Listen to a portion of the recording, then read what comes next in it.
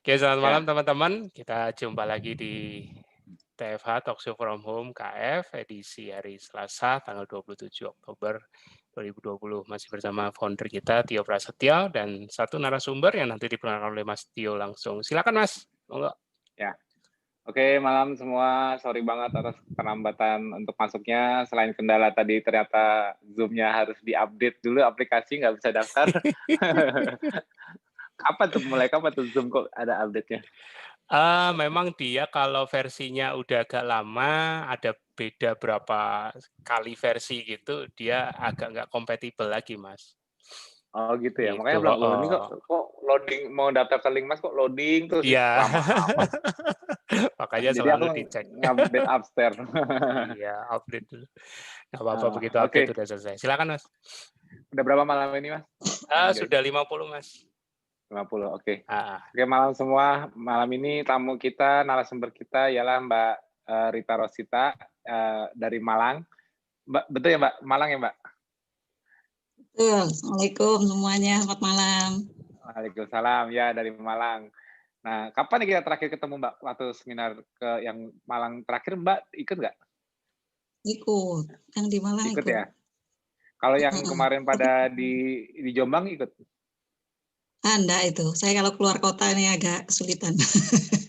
Kalau Oh, berarti yang terakhir. Oh, kalau yang waktu kita ini, yang lari pagi bareng sama Mas Alif itu yang di stasiun kereta, temannya itu ikut? Aku lupa. enggak juga kayaknya. Yang Lupa. tapi Enggak ikut saya yang di stasiun. yang Enggak waktu itu ikut. terakhir nggak ikut ya? Yang ke Bromo, naik ke atas nggak ikut ya? Enggak, saya ikutnya itu yang pas seminar aja, tapi kalau kegiatan gatheringnya kayaknya saya enggak bisa ikut waktu itu. Oh, oke, nggak apa-apa. Oke nih, malam ini kita mau minta Mbak Rita untuk cerita pengalamannya nih.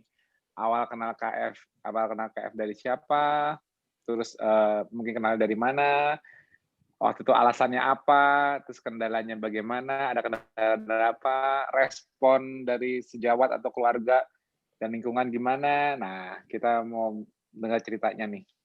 Monggo, Mbak. Oke. Ya, bismillahirrahmanirrahim. Assalamualaikum warahmatullahi wabarakatuh. Waalaikumsalam. Semuanya saya gabung KF itu pertamanya dikenalkan sama teman dokter juga di kampus ya. Kenalnya dengan dicemplungkan, di-invite ke grup FB KF itu. Nah, Oh ya. jadi waktu itu alasannya itu tidak ilmiah sekali saya dimasukkan, bukan karena saya obes juga waktu itu, overweight ya. Itu tapi karena Mbak, sampean iku enggak semua orang Jawa ya berarti. Aku lagi belajar. Gak apa. Itu adik kelas saya. Mbak, sampean jualan rendang ya? Saya punya produk rendang. Terus itu di KF itu makanannya hewani semua. Sampean masuk aja grup itu, saya masukkan ya, saya invite gitu, biar bisa jualan di situ. Saya tuh Bisa jualan. gitu. Jadi awalnya tuh gak ilmiah sekali. Waktu itu saya sudah masuk 2018 itu saya sudah sedang menempuh pendidikan S3. Topiknya obesitas waktu itu. Jadi saya dimasukkan saja. Saya tuh akhirnya menyimak ya, sudah menyimak ya. Tidak kepikiran jualan rendang bahkan ya, karena memang tidak diperbolehkan sepertinya ya. Iya. Jadi saya tuh Dia berjualan. orang berjualan di situ jelas ya. Jadi tapi saya waktu itu kan karena dimasukkan sama teman itu, sama adik saya itu, terus saya lihat, baca, dan topiknya itu banyak yang berhubungan dengan topik disertasi saya tentang obesitas waktu itu. Terus kemudian jadi saya itu waktu itu tentang adiposit sel lemak ya, saya ini penelitiannya. Kemudian saya presentasi, kalau ini sedang menempuh kan ada presentasi gitu tentang obesitas, tapi saya tampil di depan prof-prof, di depan audiens itu untuk kita sebutnya SKI, seminar karya ilmiah gitu kan ya, ada berapa tahapan. Saya tampil di depan, udah gitu tentang obesitas, bahayanya begini-begini gitu kan ya. Sudah gitulah Anda sendiri kan. Lah Anda sendiri juga gitu loh, waktu itu Oh, dulu ya. Mbak obes juga? Ya enggak sih, ininya BMI-nya enggak sampai ini ya, overweight saya tergolongnya waktu itu ya. Tapi ya Sekarang udah ideal banget. sudah secara performance saya kelihatan gemuk sekali gitu kan, tinggi nggak seberapa juga soalnya kan. Nah itu Oh. Jadi terus penasaran ya foto lamanya. Mudah-mudahan ada foto lama bisa di-share ini. Penasaran. gitu ya. Jadi waktu itu saya waktu ngikuti KF itu tertarik juga gitu. Jadi yang apa devo-revonya itu luar biasa gitu kan ya. Terus saya coba pelajari, waktu itu saya sudah nyoba kontak Mas Tio waktu itu WA-an, waktu itu saya tanya-tanya tentang topik disertasi saya waktu itu kan pernah ya. Tapi saya lebih mengarah ke bukan ke imunologi, ke biokimianya, tapi saya mengarah ke kerusakan sel-selnya, ke nekrosis sel, ya, yang dia menghasilkan HMGB1. Waktu itu Mas Tio nggak mempelajari sampai ke sana gitu, jadi saya nggak lanjut konsul saya waktu itu. Nah, itu jadi sambil kemudian saya ada jeda lama dari SKI keempat atau ketiga dan keempat itu saya jeda lama karena mengumpulkan bahan. Nah, itu saya mencoba KF waktu itu gitu. Saya sudah nyoba jadi mengaplikasikan gitu kan ya. Jadi jadi sampai saya disebut jadi kelinci percobaan di badannya sendiri gitu. Yang keempat saya tampil itu saya sudah ideal, saya BMI-nya itu saya sudah ini ya begitu. Sampai pada kaget loh katanya kan lama enggak muncul, kemudian tiba-tiba saya daftar untuk tampil presentasi lagi. Itu terus kemudian saya tapi saya di skakmat itu yang tadi kan kendalanya itu ya tentang oleh penguji saya, bahkan kalau promotor saya oke-oke aja gitu, bahkan banyak skakmat gimana? Sorry, di skakmatnya gimana? Jadi ya tentang KF beliaunya itu sudah banyak diundang, ditanyakan tentang, tapi memang bukan KF, diet keto yang beliaunya paham. Diet keto, jadi saya intinya saya itu tuh di-cut gitu ya. Kalau untuk ke arah sana dia tidak membuka ruang diskusi. Waktu itu di presentasi itu. Jadi saya yang juga mahasiswa ya, murid yang ke dosennya ya, oke, saya langsung keep silent tentang itu. Tapi saya sebenarnya masih mencoba gitu. Waktu itu masih mencoba untuk membuka ruang diskusi tentang jurnal-jurnalnya gitu ya. Adu jurnal ayo gitu kan ya. Cuma memang saya kalah posisi gitu. Saya mahasiswa soalnya. Jadinya saya sewaktu diskusi cuma berdua aja di dalam rangka konsultasi, saya buka lagi diskusi tentang KF itu. Kemudian tanpa memanjangkan ini, saya tuh kan pengennya adu argumen gitu kan ya, adu jurnal juga. Ini jurnal saya yang ketahui itu ini gitu. Nah, itu beliaunya itu buka jurnal di depan saya, dia tuh ke saya tuh gini, sebentar, stop dulu katanya, kan saya mau cerita banyak gitu tadinya, stop dulu katanya. Terus udah gitu dia buka di laptopnya, saya disuruh baca artikel yang beliau yakini gitu kan ya, karena sudah systematic review-nya sudah yang level artikelnya apa Mbak? Ya jadi intinya dia ketum gitu kan ya. Sorry, yang Lancet bukan? Yang Lancet bukan? Lancet bukan? Iya itu Lancet itu. Itu jurnal yang aku bantai waktu itu. Nah, saya levelnya belum bisa membantai sama Istio. Jadinya saya harusnya profesornya ketemu aku itu. Mbak, kapan itu ada rencana yang seminarnya di gedung dinas sosial itu kan, tadinya kan mau di gedung FK itu, saya sudah ngurus gitu kan ya, saya di-cut juga oleh prof beliaunya itu gitu loh. Jadinya sebenarnya saya ingin tuh, ayo kalau ini saya undang sekalian untuk dipertemukan gitu, kalau saya nggak level ya Tio aja deh yang maju gitu ya. Mau dong mau banget aku di hadapan para profesor, mau dong, apalagi kebahas ke Lancet itu. Mas Tio mah jangan ditanya. Kalau aku udah lulus mungkin ya saya posisinya enggak underestimate gitu kan ya. Karena mahasiswa, jadi saya juga enggak dalam posisi untuk gitu ya. Beliaunya penguji, jadi kalau promotor saya malah lebih bersifat mendengar dan akomodatif gitu kan ya. Cuma tapi mereka ngeliat perubahan di Mbak kan, lihat kan? Maksudnya mereka lihat perubahan di Mbak, perubahan juga kan, maksudnya si profesor juga ngeliat kan, kalau Mbak tambah kurus nggak nanya-nanya, kamu kok kurusan kok ideal sekarang gitu, nggak nanya gitu. Iya. saya cerita gitu kan, saya cerita gitu, saya juga menginginkan gitu. Jangan ya malah beliaunya tuh tambah jangan, itu intinya bahaya gitu loh intinya. Terus ditunjukkan dengan ya sebagaimana yang banyak dipertanyakan tentang bahaya keto jarak jangka panjang ini itu gitu ya. Jadi saya tidak dalam membuka ruang diskusi dengan beliaunya itu agak sulit gitu ya. Jadi sampai sekarang seperti itu. Jadi waktu kapan itu di UB itu mau saya kan sudah diskusi sama Mbak Tri ya. Ayo Mbak Rita kalau mau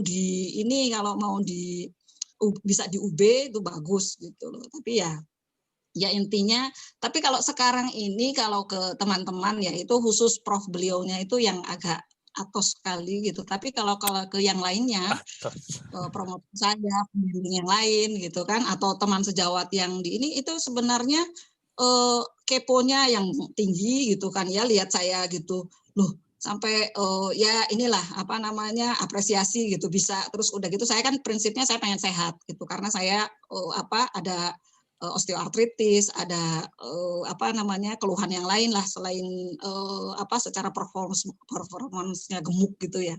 Nah, terus itu kalau teman-teman tuh ya banyak saya share juga itu protokol gitu. Terus ngajak, cuma memang beratnya itu sepertinya kalau yang itu bukan dari segi bahaya atau apa, tapi katanya berat gitu. Beratnya ya mungkin kenapa disebut warrior ya gitu, karena memang untuk bisa menjalaninya godaannya begitu berat katanya ya, nggak bisa ninggalin nasi, nggak bisa ninggalin mie gitu kan ya, atau ya karbo atau buah atau ya yang terutama katanya buah yang nggak bisa ninggal, ya seperti itulah. Jadi kalau saya merasa dari perkembangannya dari yang saya rasakan, penerimaan, kalau keluarga tidak ada masalah, malah kakak saya yang keluarga saya juga sudah berapa yang ikut ya, sudah 3 orang yang juga ikut join dari segi proporsionalnya, terus dia punya sakit diabetes jantung itu sudah ininya membaik dan tanpa obat sekarang. Wow. Ya memang harus jadi living proof itu penting gitu kan ya, karena kalau kita hanya menjelaskan gitu enggak, responnya itu malah enggak ini gitu. Tapi kalau dengan living proof kita buktikan sendiri gitu, itu responnya mereka apresiasinya lebih bagus.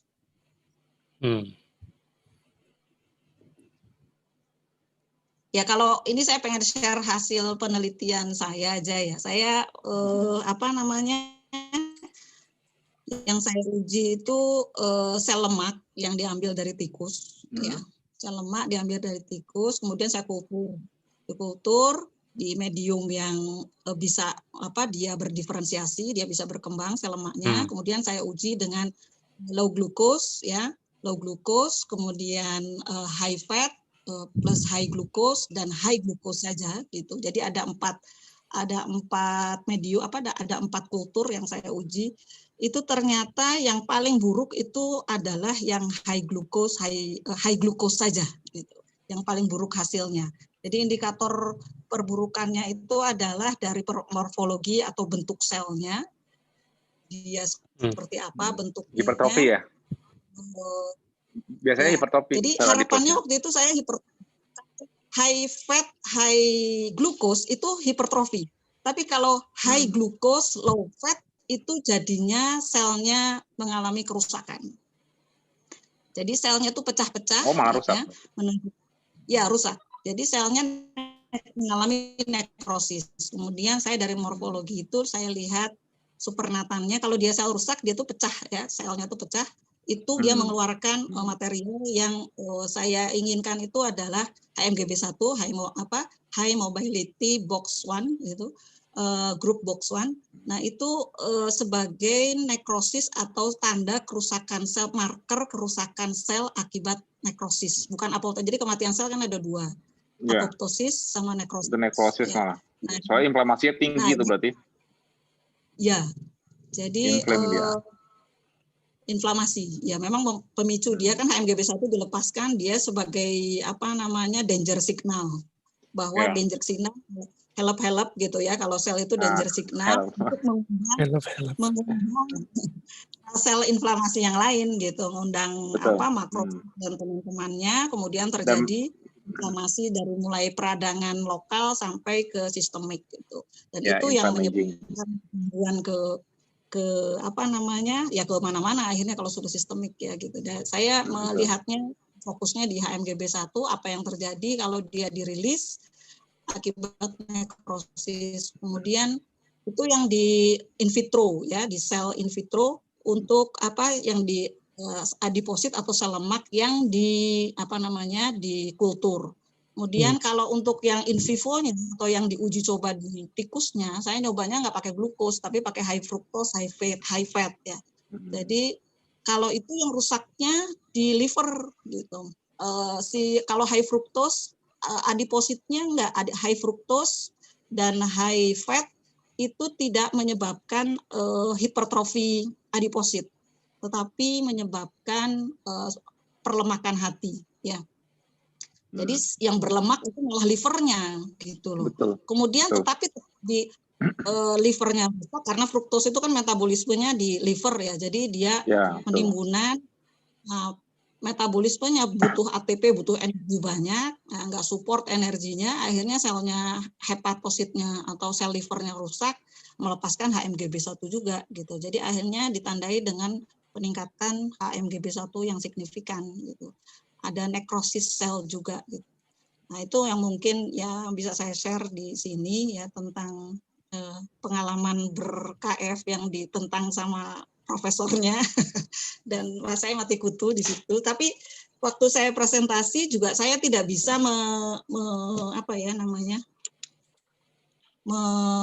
mempromokan KF gitu meskipun hasilnya itu yang high glukosnya ya karena begini gitu. Jadi ya saya ya nantilah mudah-mudahan kalau sudah selesai ini bisa ngundang Mas Tio. Jadi saya ada bolonya. Iya dong. Aku diundang dong. Kalau aku nggak ada beban, kalau aku kan nggak ada beban nggak ada beban mahasiswa. Bukan residen, bukan mahasiswa. Jadi mahasiswa ini saya underdog gitu. Iya emang.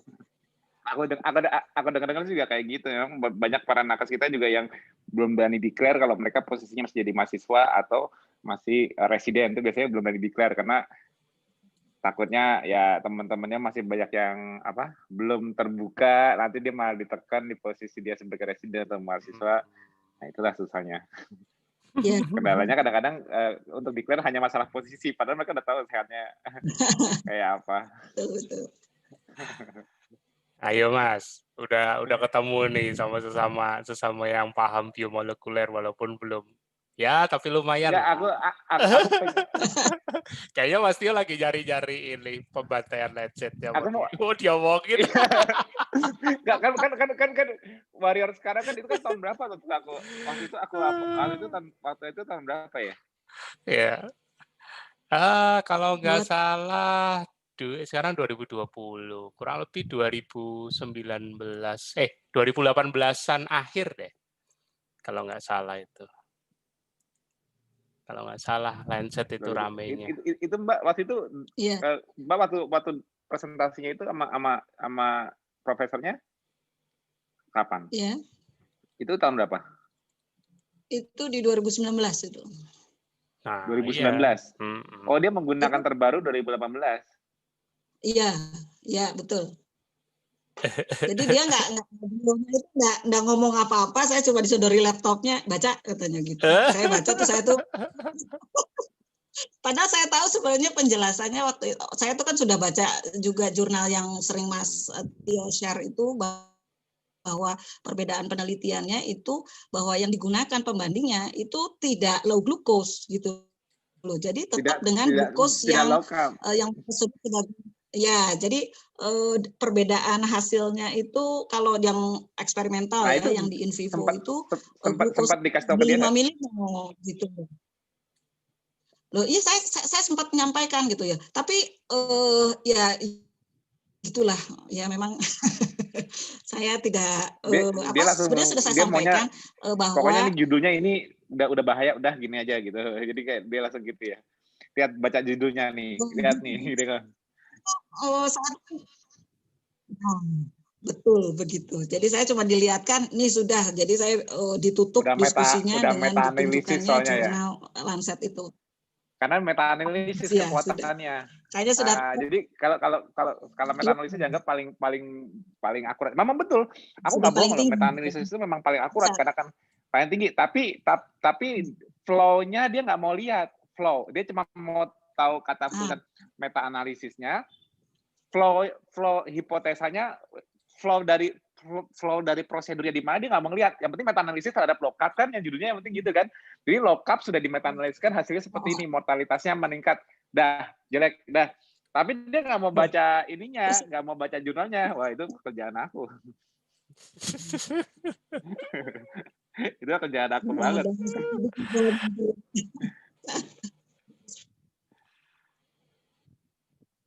Mas Bud. Terus oh ya Mbak, terus sama respon sejawat pertama kali Mbak jalanin gimana Mbak? Ya. Respon pas lihat Mbak kurus atau begini atau ada yang nakut-nakutin juga nggak selain profesornya? Enggak sih, kalau gitu kalau saya ngalaminya responnya sih kalau yang sejawat ataupun yang ya meskipun tidak pro tapi juga tidak menentang gitu kan ya. Wah ya cuma mengapresiasinya bagus aja sih. Cuma katanya ini apa namanya bahaya buat ginjal ya. Katanya saya baca di keto itu bahaya. Kalau saya bilangnya saya sih nggak diet keto. Kalau saya sih sebenarnya utamanya fasting gitu kan ya, di fastingnya. Nah nanti pas berbukanya, kalau bahasa saya biasanya kalau fasting itu kalau berpuasa nggak ada yang membantah satupun ya tentang manfaat dari berpuasa saya bilang gitu ya. Oke kalau berpuasa. Nah berbukanya pas jendela makannya saya bilang pas jendela makannya itu kita memakan yang low carb tujuannya untuk mempertahankan manfaat berpuasanya kan karena kan biasanya kenapa banyak orang muslim meskipun dia berpuasa tetapi kok tidak bisa merasakan manfaat puasanya dari segi kesehatan. Karena berbukanya dendam saya bilang gitu. Jadi pas berbukanya kita kan kalau kayak Ramadan aja kan ya kita sebelum berbuka itu kan kita ngumpulin makanan kan ya penuh meja makan tuh ya mulai gorengannya kolaknya apa gitu. Nah itu sebenarnya puasanya itu tetap memberikan manfaat tetapi dibuyarkan gitu kan ya jadi dibuyarkan oleh berbuka puasanya yang yaitu saya kalau bahasa saya ke teman-teman itu balas dendam gitu sehingga yang tadinya ini sudah membaik gitu tapi bukan berarti tanpa memberikan manfaat kalau dari sudut pandang jadi kalau gitu puasanya sia-sia dong gitu enggak juga gitu tetap dalam hal itu berpuasanya itu tetap memberikan manfaat karena kalau misalnya dihitung resultantenya gitu kan ya resultantenya bahwa setelah memberikan manfaat sampai 10 kemudian buyarnya karena makanannya yang pas berbukanya itu balas dendam. Nah, itu maka misalnya ini kan minus 5 gitu kan ya turun tetap ada nilai positifnya di situ bahwa tubuh masih sempat mengalami diistirahatkan sel-selnya bisa autofagi, bisa bersih-bersih sel, bisa detox gitu. Jadi kalau dari segi bisa menjelaskan ke teman-teman atau ke pasien itu bahwa tetap ada manfaatnya. Ya misalnya saya ditanya, saya tuh bisa kalau berpuasanya, tapi kalau low carb-nya saya nggak boleh makan ini itu, ya sehingga menurunkan standarnya dengan ngurangi nasi aja dulu gitu. Jadi agar tidak terlalu berat untuk mengawali.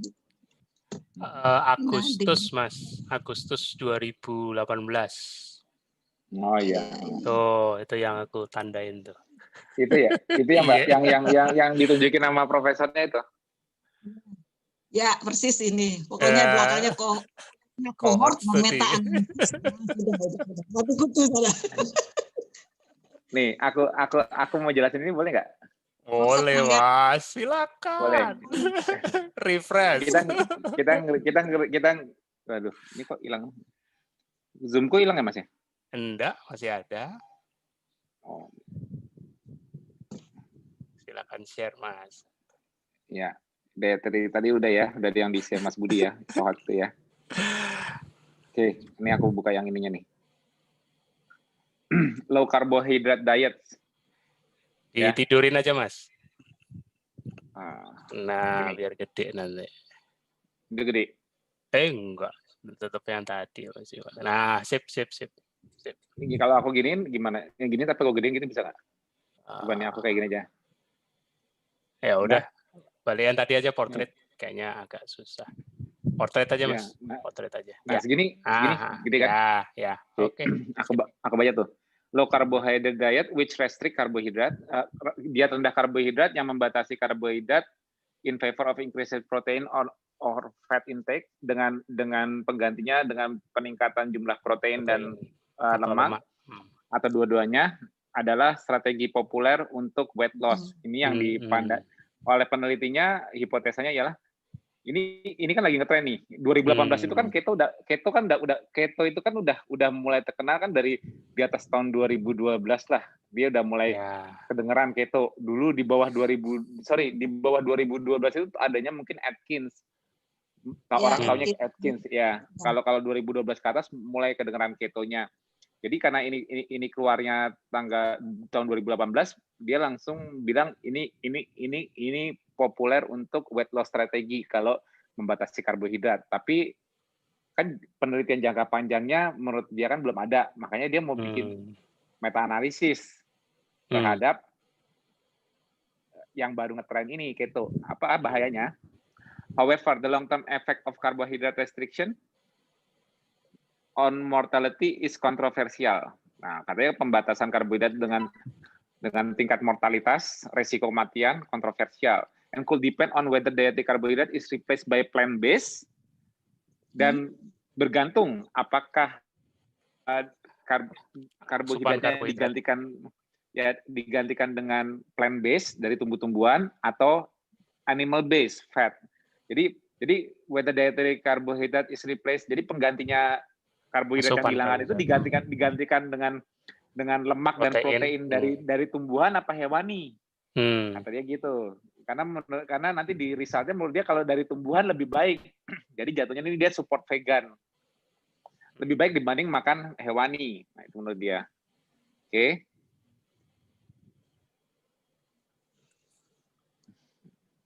Mohon maklum karena dari galeri jadi harus satu-satu. Ya, keluar lagi.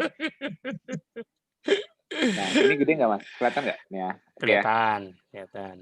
Kelihatan ya, oke. Metodenya, dia kan tadi ngomongnya tahun 2018 kan? Oke. Karena 2018 udah ngetren orang pada weight loss dengan cara menurunkan karbohidrat supaya bisa weight loss. Ngetrennya gitu katanya.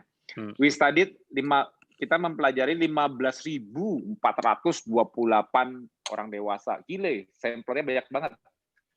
15.428 yang berumur antara 45 tahun sampai 64 tahun. Di 4 komunitas di Amerika yang telah mengkomplitkan pertanyaan dietary questionnaire. Jadi dikasih questionnaire, isinya makanan apa aja yang dia makan seminggu berapa kali gitu-gitu. Dia ngisi, nanti dia dikelompokin sendiri sama penelitinya. Complete a dietary questionnaire at enrollment at atherosclerosis risk in community ARIC. Jadi dalam komunitas ARIC ini yang resiko plak pembuluh darah untuk between lihat dalam kurungnya, catat ya, between 1987 dan 1989. Ini penelitian tahun 2018 ya, tapi kuesionernya yang sudah dilengkapi tahun 1987 dan 1989. Jadi nanti catch-nya di mana? Aku udah kasih pesan pertama, keto itu baru 2012 ke atas deh, orang baru tahu diet keto sebagai selain epilepsi. Nggak ada tuh tahun 1987, 1989 orang yang ngerti. Tapi kan ini kan dia soalnya mau data, soalnya ada data. Ya udah datanya diambil dari yang kuesioner yang pernah disebar tahun 1987 dan 89. Ikutin ya. Jadi kita ikutin pelan-pelan. And who did not report extreme calorie intake, dan tidak melaporkan kalori yang berlebihan, tidak kurang dari 600 atau tidak lebih dari 4.200. Itu cuma standar ya, kuesioner dipilih yang tidak makan kebanyakan banget atau makan sedikit banget gitu aja. Nah, ini penjelasannya untuk men di bawah 500 kalori, wanita di atas 3.600 kalori. The primary outcome was all-cause mortality. Jadi outcome yang dicari itu ialah resiko kematiannya bagaimana, tingkatan resiko kematian.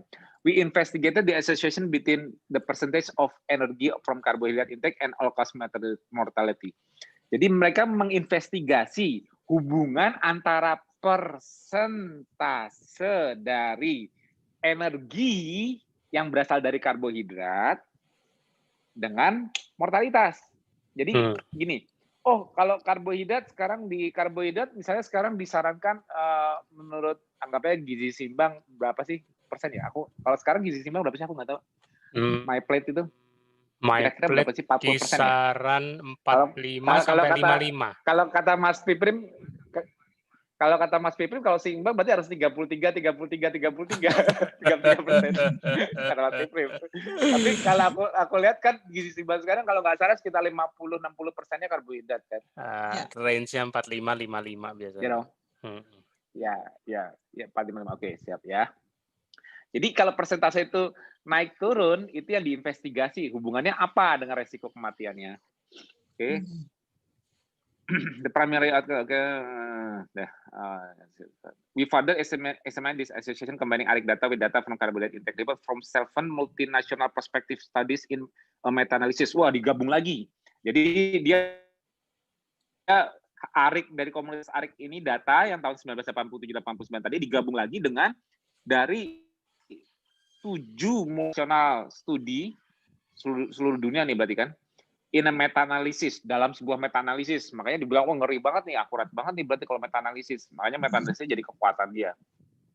Finally, we assess whether the substitution of animal or plant source of fat and protein for carbohydrate for affected mortality. Terus akhirnya dia juga mencari klasifikasi lagi.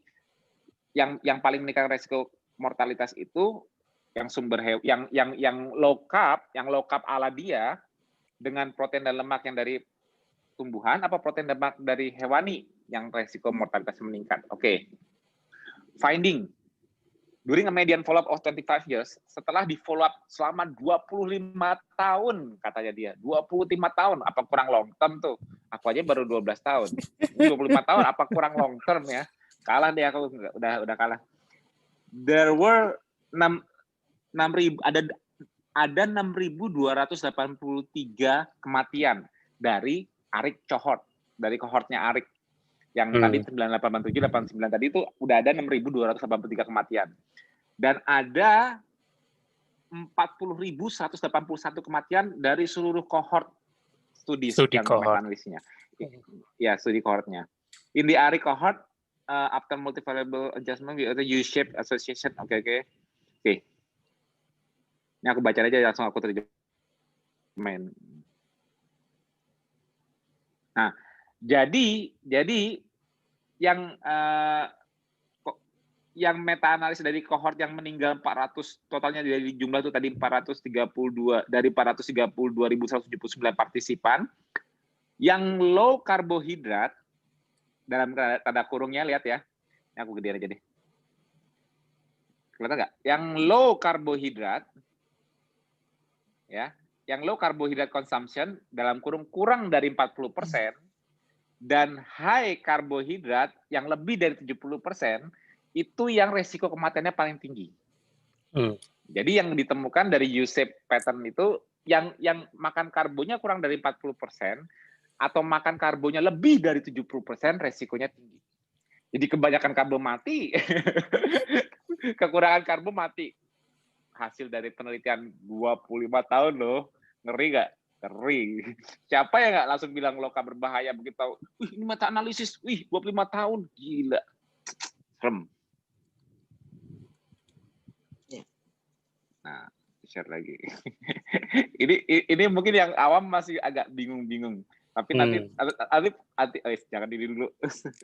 sorry. Aku tadi yang bermuarin.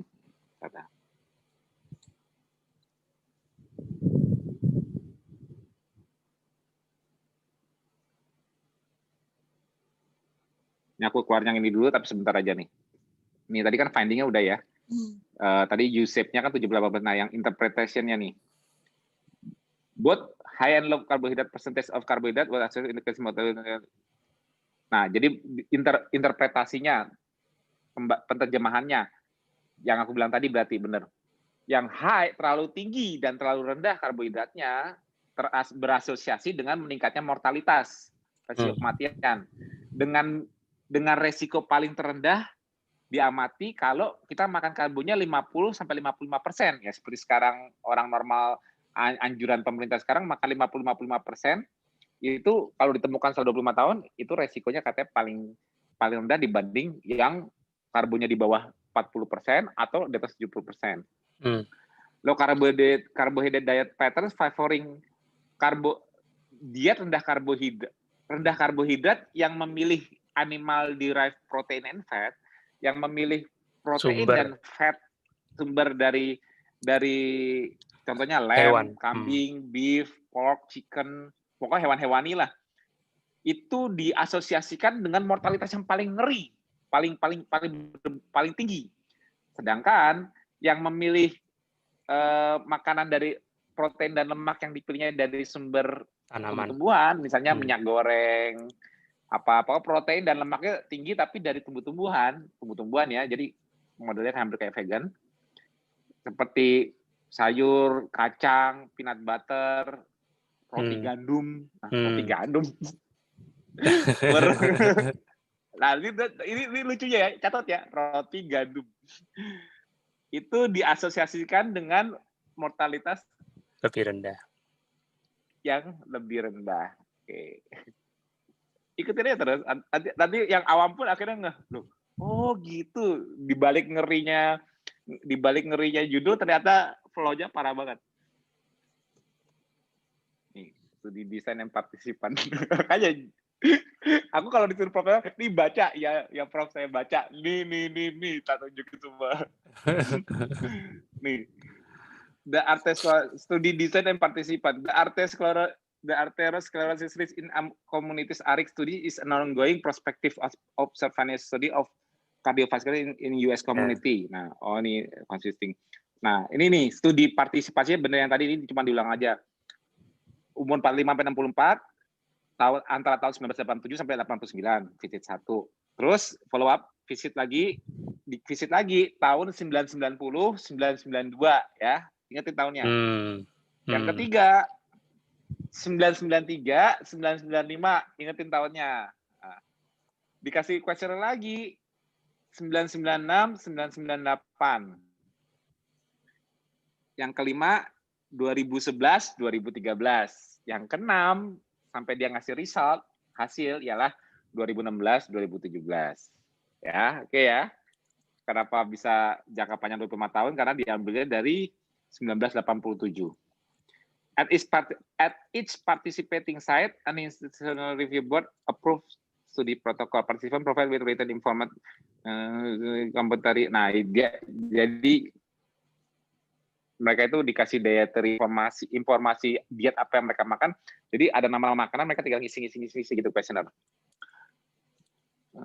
Ya betul nih, prosedurnya udah benar. Participant complete an interview that include 66 item. Jadi 66 jenis makanan untuk diisi.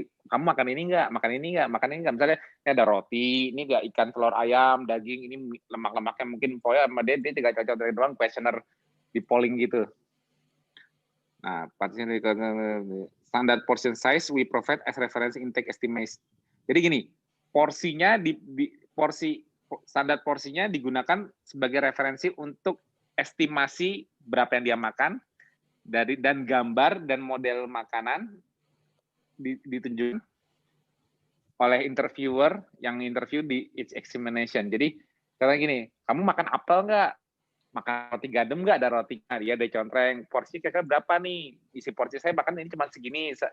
Dalam sehari saya makan ini cuma segini. Ini. Jadi lihat mana dari gambar-gambar makanan itu mana yang dia contreng, porsinya semana, dan totalnya semana. Jadi interviewernya itu kalau nyontek misalnya gini, oh nasi, oh saya makan nasi cuma sepiring.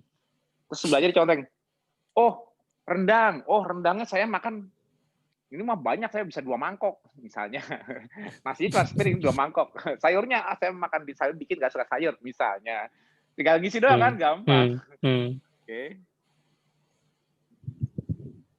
Lama-lama nggak. Nah, prosedur outcomes, oke. Nah, ini dia. Lihat tuh yang resiko mortalitasnya warna merah, titik merahnya. Nah, lihat ya. Itu lihat bawahnya. Ini kalau baca tabel, catat nih yang bawah. Energi from karbohidrat dalam persen. Jadi, lihat tuh. Paling rendah 20% ya karbohidratnya ya, tapi nggak ada yang sampai di segitu ya. Sampai 40% batas linearnya ya.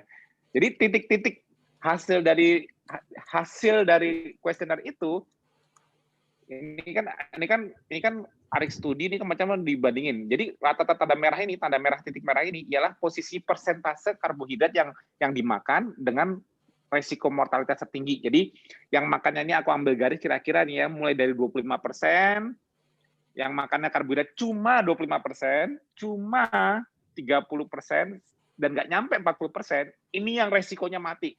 Kalau kelihatan dari ini, iya ya, karbohidrat berkurang dari 40% aja, resiko kematiannya meningkat ya. Berarti kan yang di atas 40% ke sana isinya apa? Protein dan lemak. Kan makronutrisi 3, karbohidrat, protein, dan lemak. Persentase karbohidrat di bawah 40%, resiko. Yang 40% ke sini, kalau yang titik sebelah sini, kalau yang ini merahnya makin ke sana, otomatis kan protein dari 100% kan yang mengisi kan protein dan lemak dong. Ngerti nggak maksudnya? Ya, oke. Nah, sekarang subscale.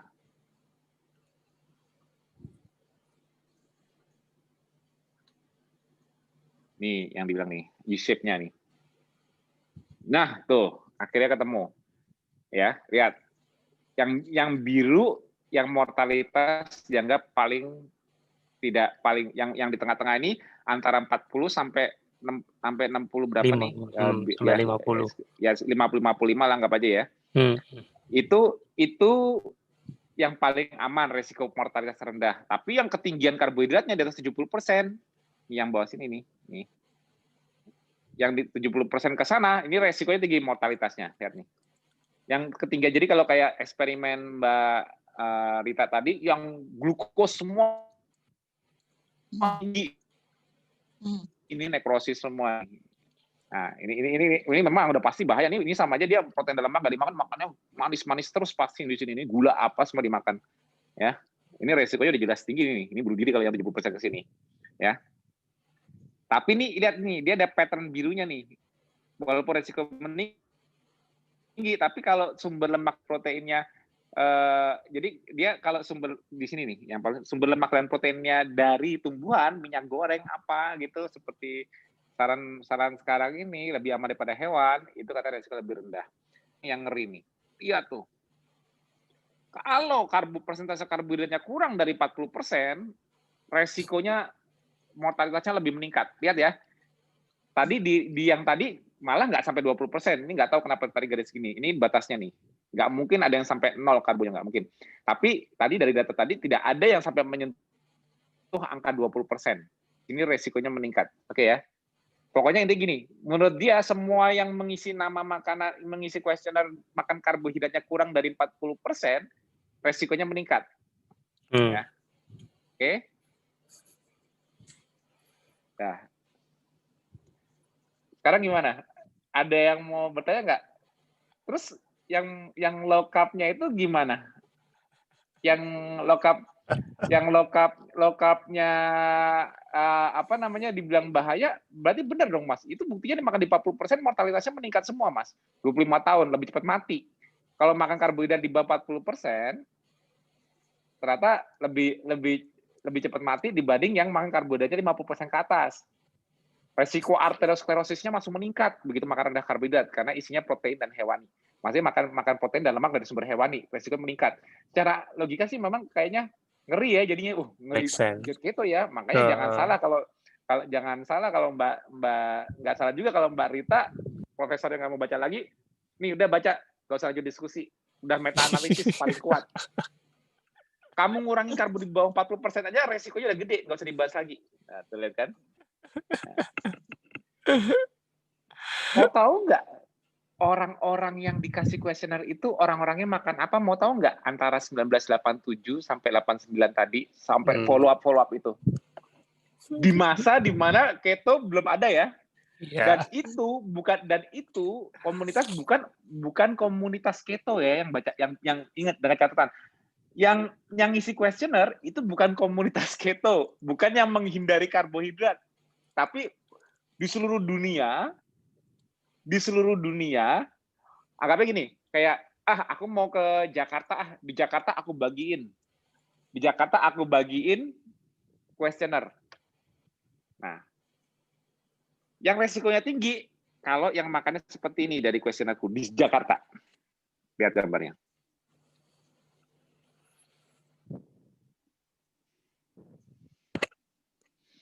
Contoh, pagi aku senangnya makan steak bacon.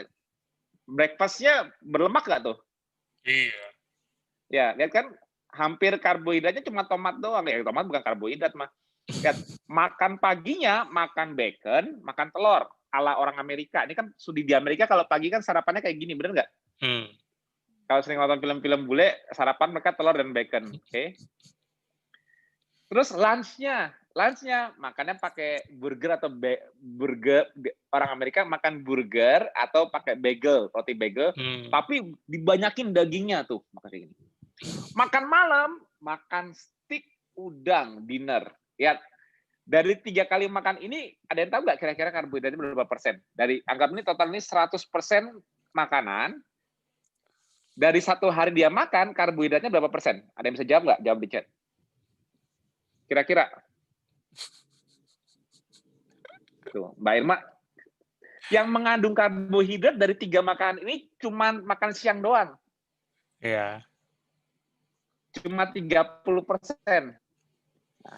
Bahaya nggak? Mortalitas meningkat nggak? Meningkat. Bahaya. Jelas bahaya. Jadi jangan pernah coba-coba menurunkan karbohidrat dan makan lemak dan protein tinggi. Banyak ya. Nasihati teman-temannya, nasihati orang tua, nasihati teman-teman kantor, nasihati teman-teman sejawat. Kalau mereka lagi makan nasi Padang, lu kok makan cincang? Lu kan enak. Tapi kan lu masih pakai nasi. Tunjukin kita bisa ngomong ke gitu. mereka. Jadi mau tahu nggak jurnal Lancet ini harusnya ditunjukin ke siapa? Apakah ke kita yang low carb? Apakah, nah ini perhatikan ya. Jadi kalau ada orang sampai ngasih Lancet ke kita kasih balik ke dia. Kita kasihnya sambil di warung Padang. Lihat nih ya. Ini Lancet ya, lihat dengan adanya roti burger itu dia 30%, anggap aja tadi Mbak Irma. Nah, sekarang kita lihat lagi. Ini loh yang dimaksud, makanya jangan langsung nih, kalau lagi makan Padang, makannya kayak gini, lihat bayangin kalori dari minyak. 1 gram lemak itu 9 kalori loh ya. Lemak. Nasi karbohidrat itu cuma 4 kalori. Protein juga 4 kalori. Tapi lihat, cuma makan dengan komposisi seperti ini doang, nasinya cuma setangkap kecil. Ini apa sih ini? Cincang ya? Cincang ini, Mas. Dengan cincang dan rendang, dengan kuah-kuah berminyak, totalnya anggap aja berapa kalori gitu ya? Anggapnya 1000 kalori.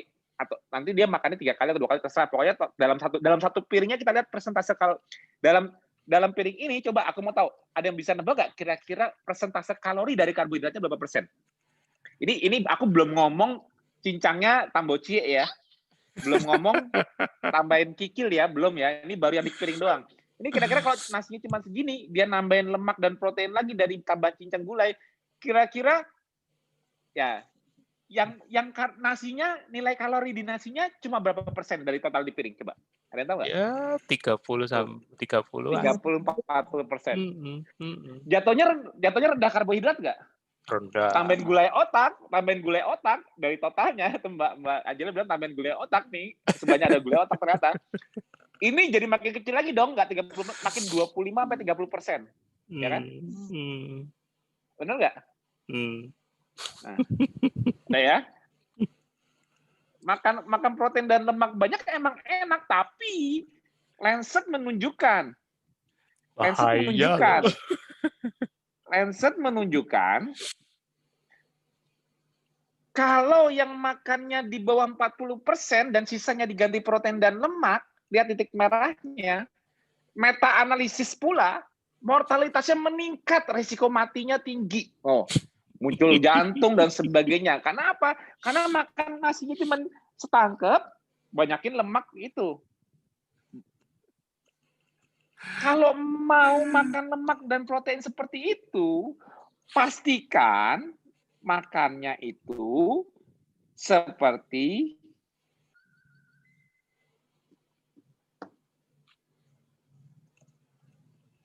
pagi sarapannya apa? Pagi sarapannya apa? Si. Kalau orang udah ketosis, pagi sarapannya apa? Butuh tenaga nggak? Kalau pagi. Kalau orang udah ketosis, artinya otak kena lemak di badan, sarapannya apa? Sarapan besi, ada sarapan PCO yang masih adaptasi kurang lemak, ada yang gigitin barbel kayak Mbak Jela. Kalau aku sih ngangkat barbel, kalau Mbak Jela doyannya gigitin barbel, nggak tahu tuh rasanya kayak apa. Tapi intinya kita fat burning mode dari pagi. Kita kebutuhan kalori kita di pagi sampai siang hari yang menuhin lemak di badan. Nggak ada yang ngomong lemak dari makanan. Nah, begitu lunch makan siang, ya, tadi ingat nggak kalau gambar yang tadi yang low carb ala Lancet kan ada rotinya.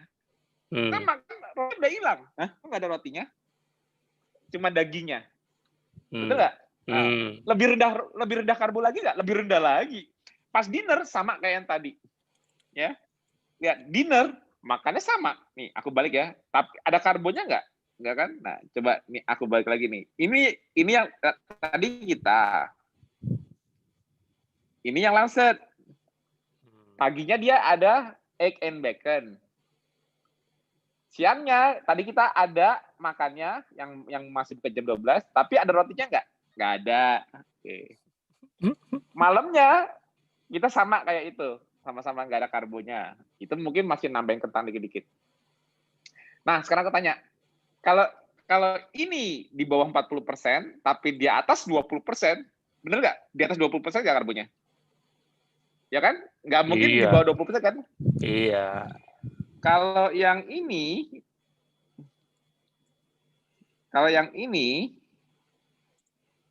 kira-kira berapa persen karbonya? Ayo, ada yang tahu nggak? Kira-kira yang ini berapa persen karbonya? 5. Bawah 15. 5. Bawah 10. Iya, 5 sampai 10, maksimal 10. Di bawah 10%. Di bawah 10%. Nah, sekarang aku tanya balik. Yang diteliti selama tahun 1987 sampai 89, terus tadi 91 sampai 93, itu udah pernah ada keto belum? Nggak ada. Jadi orang-orang yang makan seperti apa yang dikategorikan low carb dari tahun 1987 sampai 2017 itu yang di follow up, orang ini yang sama di follow up, orang yang cara makan dia dari 1987 sampai ini di follow up, begitu yang makannya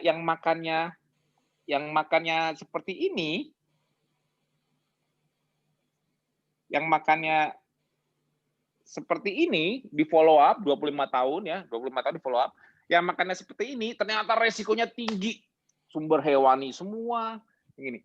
Salah nggak itu? Bener nggak? Bener nggak itu memicu resiko kematian? Ya bener. Antara dia jantung, hipertensi, pokoknya makan kayak gitu aja terus 25 tahun. Bohong nggak bolik sindrom. Sindrom metabolik langsung brek. Kenapa? Karena kamu tidak ketosis. Ya. Karena kamu masih nyari gula, kamu makan protein dan lemak tinggi. Betul. Kira-kira kalau respon insulinnya masih tinggi, tapi makan lemak dan protein banyak, lemaknya diapain? Dibakar apa disimpan? Kira-kira yang makan kayak gini mengurus apa menggemuk? Aku tanya, coba. Yang makan seperti ini mengurus apa menggemuk? Ayo aku tanya. Gemuk lah. Nah itu apa? Ada roti di tengahnya.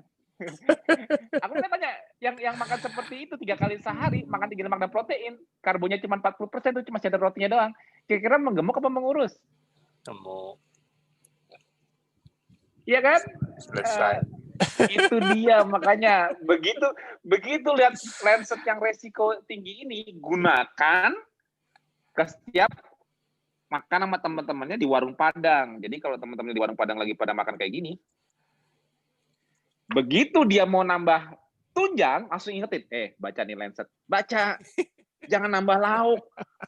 Jadi di bawah 40%. Kalau lu nambah lauk, kalau lu nambah rendang, kan makan karbo dengan lauk tinggi lemak dan protein memang enak, bener nggak? Makan nasi, banyakin ayam, ikan, telur, daging berlemak-lemak, enak nggak? Enak. Tapi kata Lancet, resikonya makin tinggi. Alias selama masih ada karbo, tidak ada tinggi lemak dan protein baik. Jadi kalau yang masih tambocie untuk tunjang, lagi makan rame-rame nih, dijajarin tuh di tengah semua oke di piring-piring kecil. Dia makan nasi, dia pakai nasi. Kita nggak pakai nasi. Teman kita pakai nasi setangkap. Lu keto ya? Lu nggak makan karbo ya? Iya. Nasi nggak usah. Teman saya itu pakai nasi. Ya saya juga lagi mau ngurangin nasi Satu aja deh nasinya, para dia. Terus kita makan langsung ngambil rendang, langsung ngambil ayam, ambil ikan makan. Kayaknya enak banget lu bisa makan kayak gitu. Aku juga ambil rendang, ambil ayam, dia makan campurin cincang. Dia nambah lagi, kayaknya tambah telur enak nih. Kayak tambah ini enaknya lauk. Kalau setiap dia nambah lauk, nasi dia tambah juga. Menjadi baik karbohidrat yang dia makan, tapi tidak pernah turun di bawah 20%. Tapi rasio lemak dan proteinnya makin menekan. Langsung kita giniin. Hati-hati lo makan lo. Nih lihat nih, ada Lancer. Low carb diet bahaya. Nah, itu bukannya lu yang low carb, lu kan nggak makan karbo. Enggak, gua tidak makan karbo. Gua very low carb. Lu low carb. Enggak nih, gua udah nasinya nggak low carb. Coba komposisinya bandingin. Tadi lu makan apa? Cincang, tunjang, telur, ayam. Coba kalau semuanya total berapa kalori, nasi lo tuh berapa kalori? Ya 20-30% sih. Ya, itu ini Lancet. Ini cara makan lo, cara makan orang dari tahun 1987 sampai 2017 yang diteliti jangka panjang. Ya, emang jadi jangan kira orang-orang yang diteliti dari 1987 sampai 2017 itu orang yang aware, sadar bahwa ini karbo. Ini enggak. Orang KF aja yang baru belajar aja nggak ngerti mana karbo mana enggak, gimana orang umum tahu karbo juga enggak. Orang kita aja bilang harus rendah karbo. Mas, wortel boleh enggak? Mas, kalau ganti roti gandum boleh enggak? Orang kita aja masih banyak belajar, apalagi orang umum yang dikasih kuesioner diisi. Jadi dengan data yang dia ambil dari orang ngisi, wah ini sehari cuma ngisi kentang 1, ngisi nasi 1, ini yang lainnya isinya apa? Ikan, telur, ayam, daging, ikan, telur, ayam, banyakan lauknya. Dan memang enak kok. Normalnya makan nasi emang paling enak banyakan lauknya dong. Bener dong? Iya. Tapi itu malah bahaya. Nah, lihat nggak di sekitar kalian yang pada obesitas, yang pada metabolic syndrome, itu makannya kayak apa? Gunakan jurnal Lancet ini untuk nakutin mereka. Sehingga kalau lu masih senang makan lauk-lauk kayak gitu, mending karbonya nolin semua deh. Lebih aman, lu malah kurus dibanding lu makan nasinya 1, tapi lu lauknya dibanyak kayak gitu. Lihat, yang makan ala kayak yang makan kayak gini, banyak nggak? Sekarang tanya, untuk diteliti di 25 negara, diteliti sama 25 tahun di berbagai negara, multiple cohort, sampai ketemu meta-analisis, jangka panjang, itu orang-orang yang 25 tahun konsisten keto nggak? Kira-kira, aku tanya. Kira-kira 25 tahun itu 41.000 orang itu orang yang konsisten keto bukan? Kira-kira. Bener nggak? Yakin nggak itu orang-orang keto yang benar-benar tahu ini karbo dihindari? Bener nggak 41.000 yang respondernya? Karena kalau dari jumlahnya wow banget, dari waktunya wow juga. Akhirnya bisa deh dapat dengan tulisan komposisi 40%, dibilangnya low. Ya benar, low. Nggak salah. Jadi kalau di bawah 40%, misalnya 30%, berarti 70% kan lemak dan protein. Artinya karbohidratnya low nggak? Low. Low, Untuk lebih rendah. menulis kata low di jurnal nggak disalahin. Untuk jadi judul low carb itu nggak bakal salah. Kenapa? Ya ini cara ngitungnya, matematikanya. Kurang dari 40%, berarti protein dan lemak mengisi sisanya. Makan ala low karbohidrat. Untuk jadi judul jurnal nggak salah. Untuk jadi judul jurnal. Untuk menjustifikasi bahwa orang-orang yang ketosis, bakar lemak dari dalam tubuh dan dari makanan, itu sama seperti itu ya nggak mungkin. Kalau dia bisa membuktikan jangka panjang orang-orang menghindari karbo kayak kita itu bahaya, dia harus punya satu parameter. Setiap orang yang dia sampel, dicek darahnya. Ada ketonnya nggak? Kalau nggak ada keton, dikeluarin dari penelitian. Kalau nggak fix. Karena kalau nggak ada ketonnya, berarti dia nggak benar-benar low carb ala kita. Itu cuma low carb. Ya, betul. Ya. Jadi kalau nggak ada parameter keton di suatu jurnal, jangan mau telan jurnalnya bilang low carb-nya itu ala kita. Kenapa? Low carb kita menghasilkan fisiologi ketosis, di mana gulanya jadi di-sparing, karena yang produksi gula kan liver. Yes. Kalau kita nggak ada karbo sama sekali, kan gulanya kan yang produksi kan liver, karena saking rendahnya karbo itu nggak bisa mencukupi kebutuhan gula, liver yang membuat gula, makanya kebutuhan gula harus turun. Makanya yang dominan kita bakar lemak, liver di-maintain gulanya agar tidak berlebihan. Tidak harus menyuplai lagi ke otak secara fisiologi. Untuk bisa menyuplai ke otak, supaya otak nggak teriak nyari gula lagi saat kita nggak makan karbo, otak harus bisa kena lemak. Caranya otak kena lemak gimana? Lemak nggak bisa nyebrang ke otak, tapi lemaknya dirubah dulu di liver keton, baru ketonnya bisa dikenali di otak sebagai bahan bakar. Jadi begitu ada keton di darah, artinya otak kenal pipi, perut, paha, lengan. Semua lemaknya jadi kenal, karena bentuknya keton bisa nyebrang. Sama pula dengan lemak dari makanan, udah kenal. Nah kalau otaknya masih pakai gula, dan di darah nggak ada keton,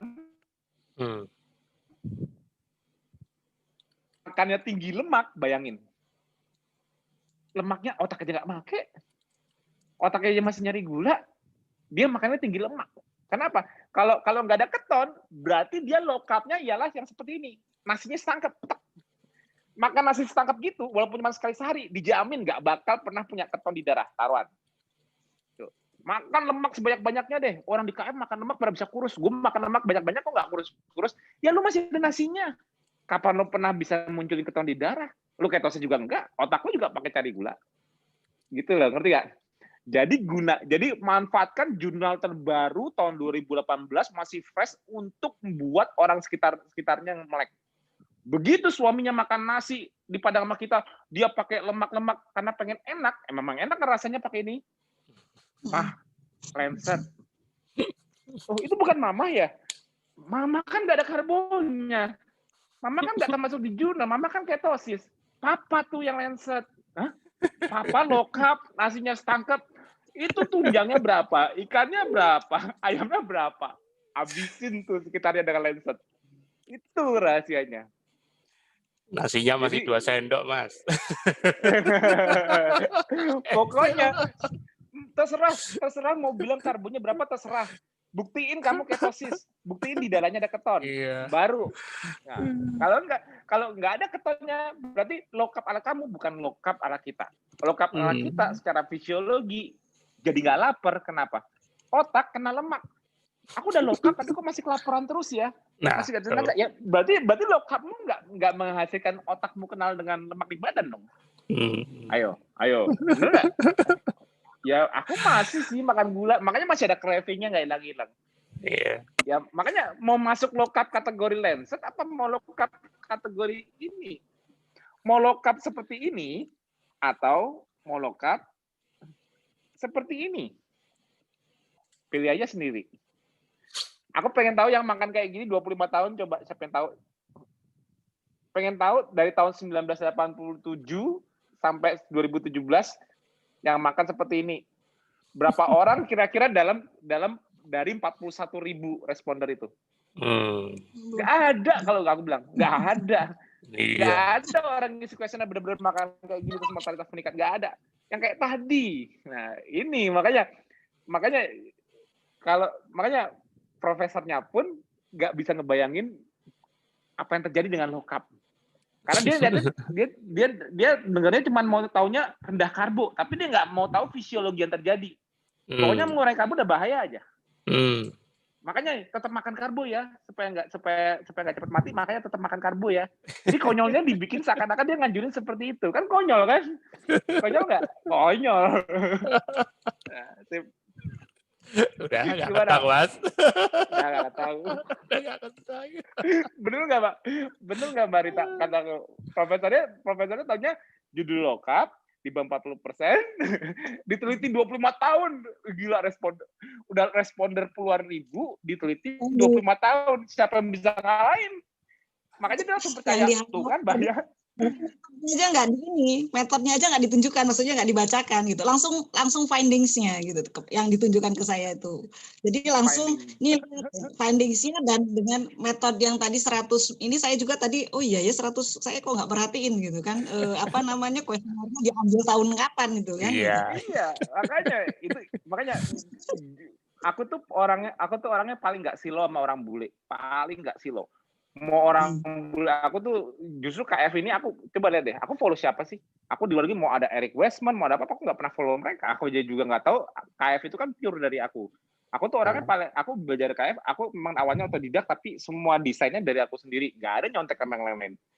Jadi aku paling nggak silau, makanya aku paling seneng kalau ada jurnal, mau itu penulisnya profesor, kayak kalau memang salah aku bilang salah.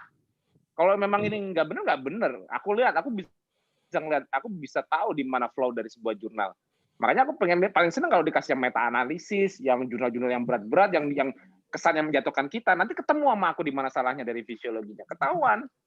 Tapi kalau cuma artikel pendapat seorang ahli gizi gini ya, itu mah udah abaikan aja, itu banyak mah di koran-koran juga banyak yang diwawancara. Banyak nggak kita bahaya? Banyak apa? Ya pokoknya bahaya aja. Pokoknya bahaya aja.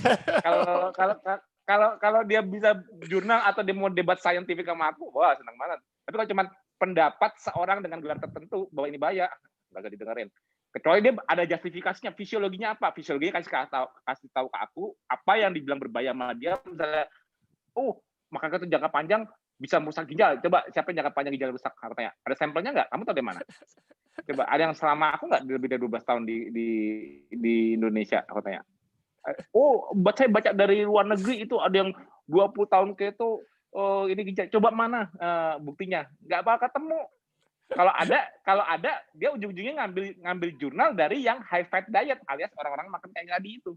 Ya. Yang bukan fisiologi ketosis yang diambil samplingnya. Ya. Dan gulanya yang cuma tinggi lemak, tinggi protein. Gulanya di 30-40. Iya pasti. Karbohidrat pasti nggak mungkin, nggak ada yang bakal ketemu kayak gitu. Itu sebabnya Lancet dengan kekuatan meta-analisis justru jadi senjata kita untuk ngajak orang lepas karbo beneran. Orang-orang mikir dengan Lancet itu bisa nyerang kita, salah. Lu nyerang kita dikasih senjata. Nggak salah. Lu masih keto ya? Enggak, ngeri lu. Lu Lancet nih mortalitas 25 tahun nih, banyak yang mati. Lu nggak salah ngasih gue jurnal ini. Ini kan cara makan lu. Gue makan karbo kok. Iya, makan karbo, tapi lu makannya pakai apa? Ya, gue sih sering. Lu kalau di Padang sama gue makan apa? Ya, rendang, cincang, tunjang. Nah, tapi kan gue masih pakai karbo. Ya, coba bandingin kalorinya. Lu berapa persen? Baca nih, kasih tabelnya. Iya, 20%. Ya kalau gue yang lo bilang lokal, gue ada di sini nggak? Ini 20% aja nih nggak ada yang kena dari titik mana tadi. Gue mah di bawah 10%. Bukannya kalau di bawah 10% malah lebih bahaya lagi, jadi bahaya. Kata lain satunya begini, ya enggak lah. Dia ini nggak ada semuanya ketosis kayak gue. Lu bisa nggak puasa kayak gue? Nggak makan nggak pusing? Nggak bisa sih. Ya kalau kuatnya nggak pusing ya. Ya iyalah. Nggak lemes enggak, nggak gemeter gimana? Kan gue udah bakar lemak di makanan, tunjang cincang gue, bakar lemak di pipi perut paha gue. Gue metabolic flexibility gue meningkat. Lu makan enak-enak, telat makan pusing. Berarti lu nggak kena lemak kan? Enggak. Ya udah, selesai. Ini lanjut, gue balikin ini buat lo. Kena berubah, mortalitas resiko tinggi.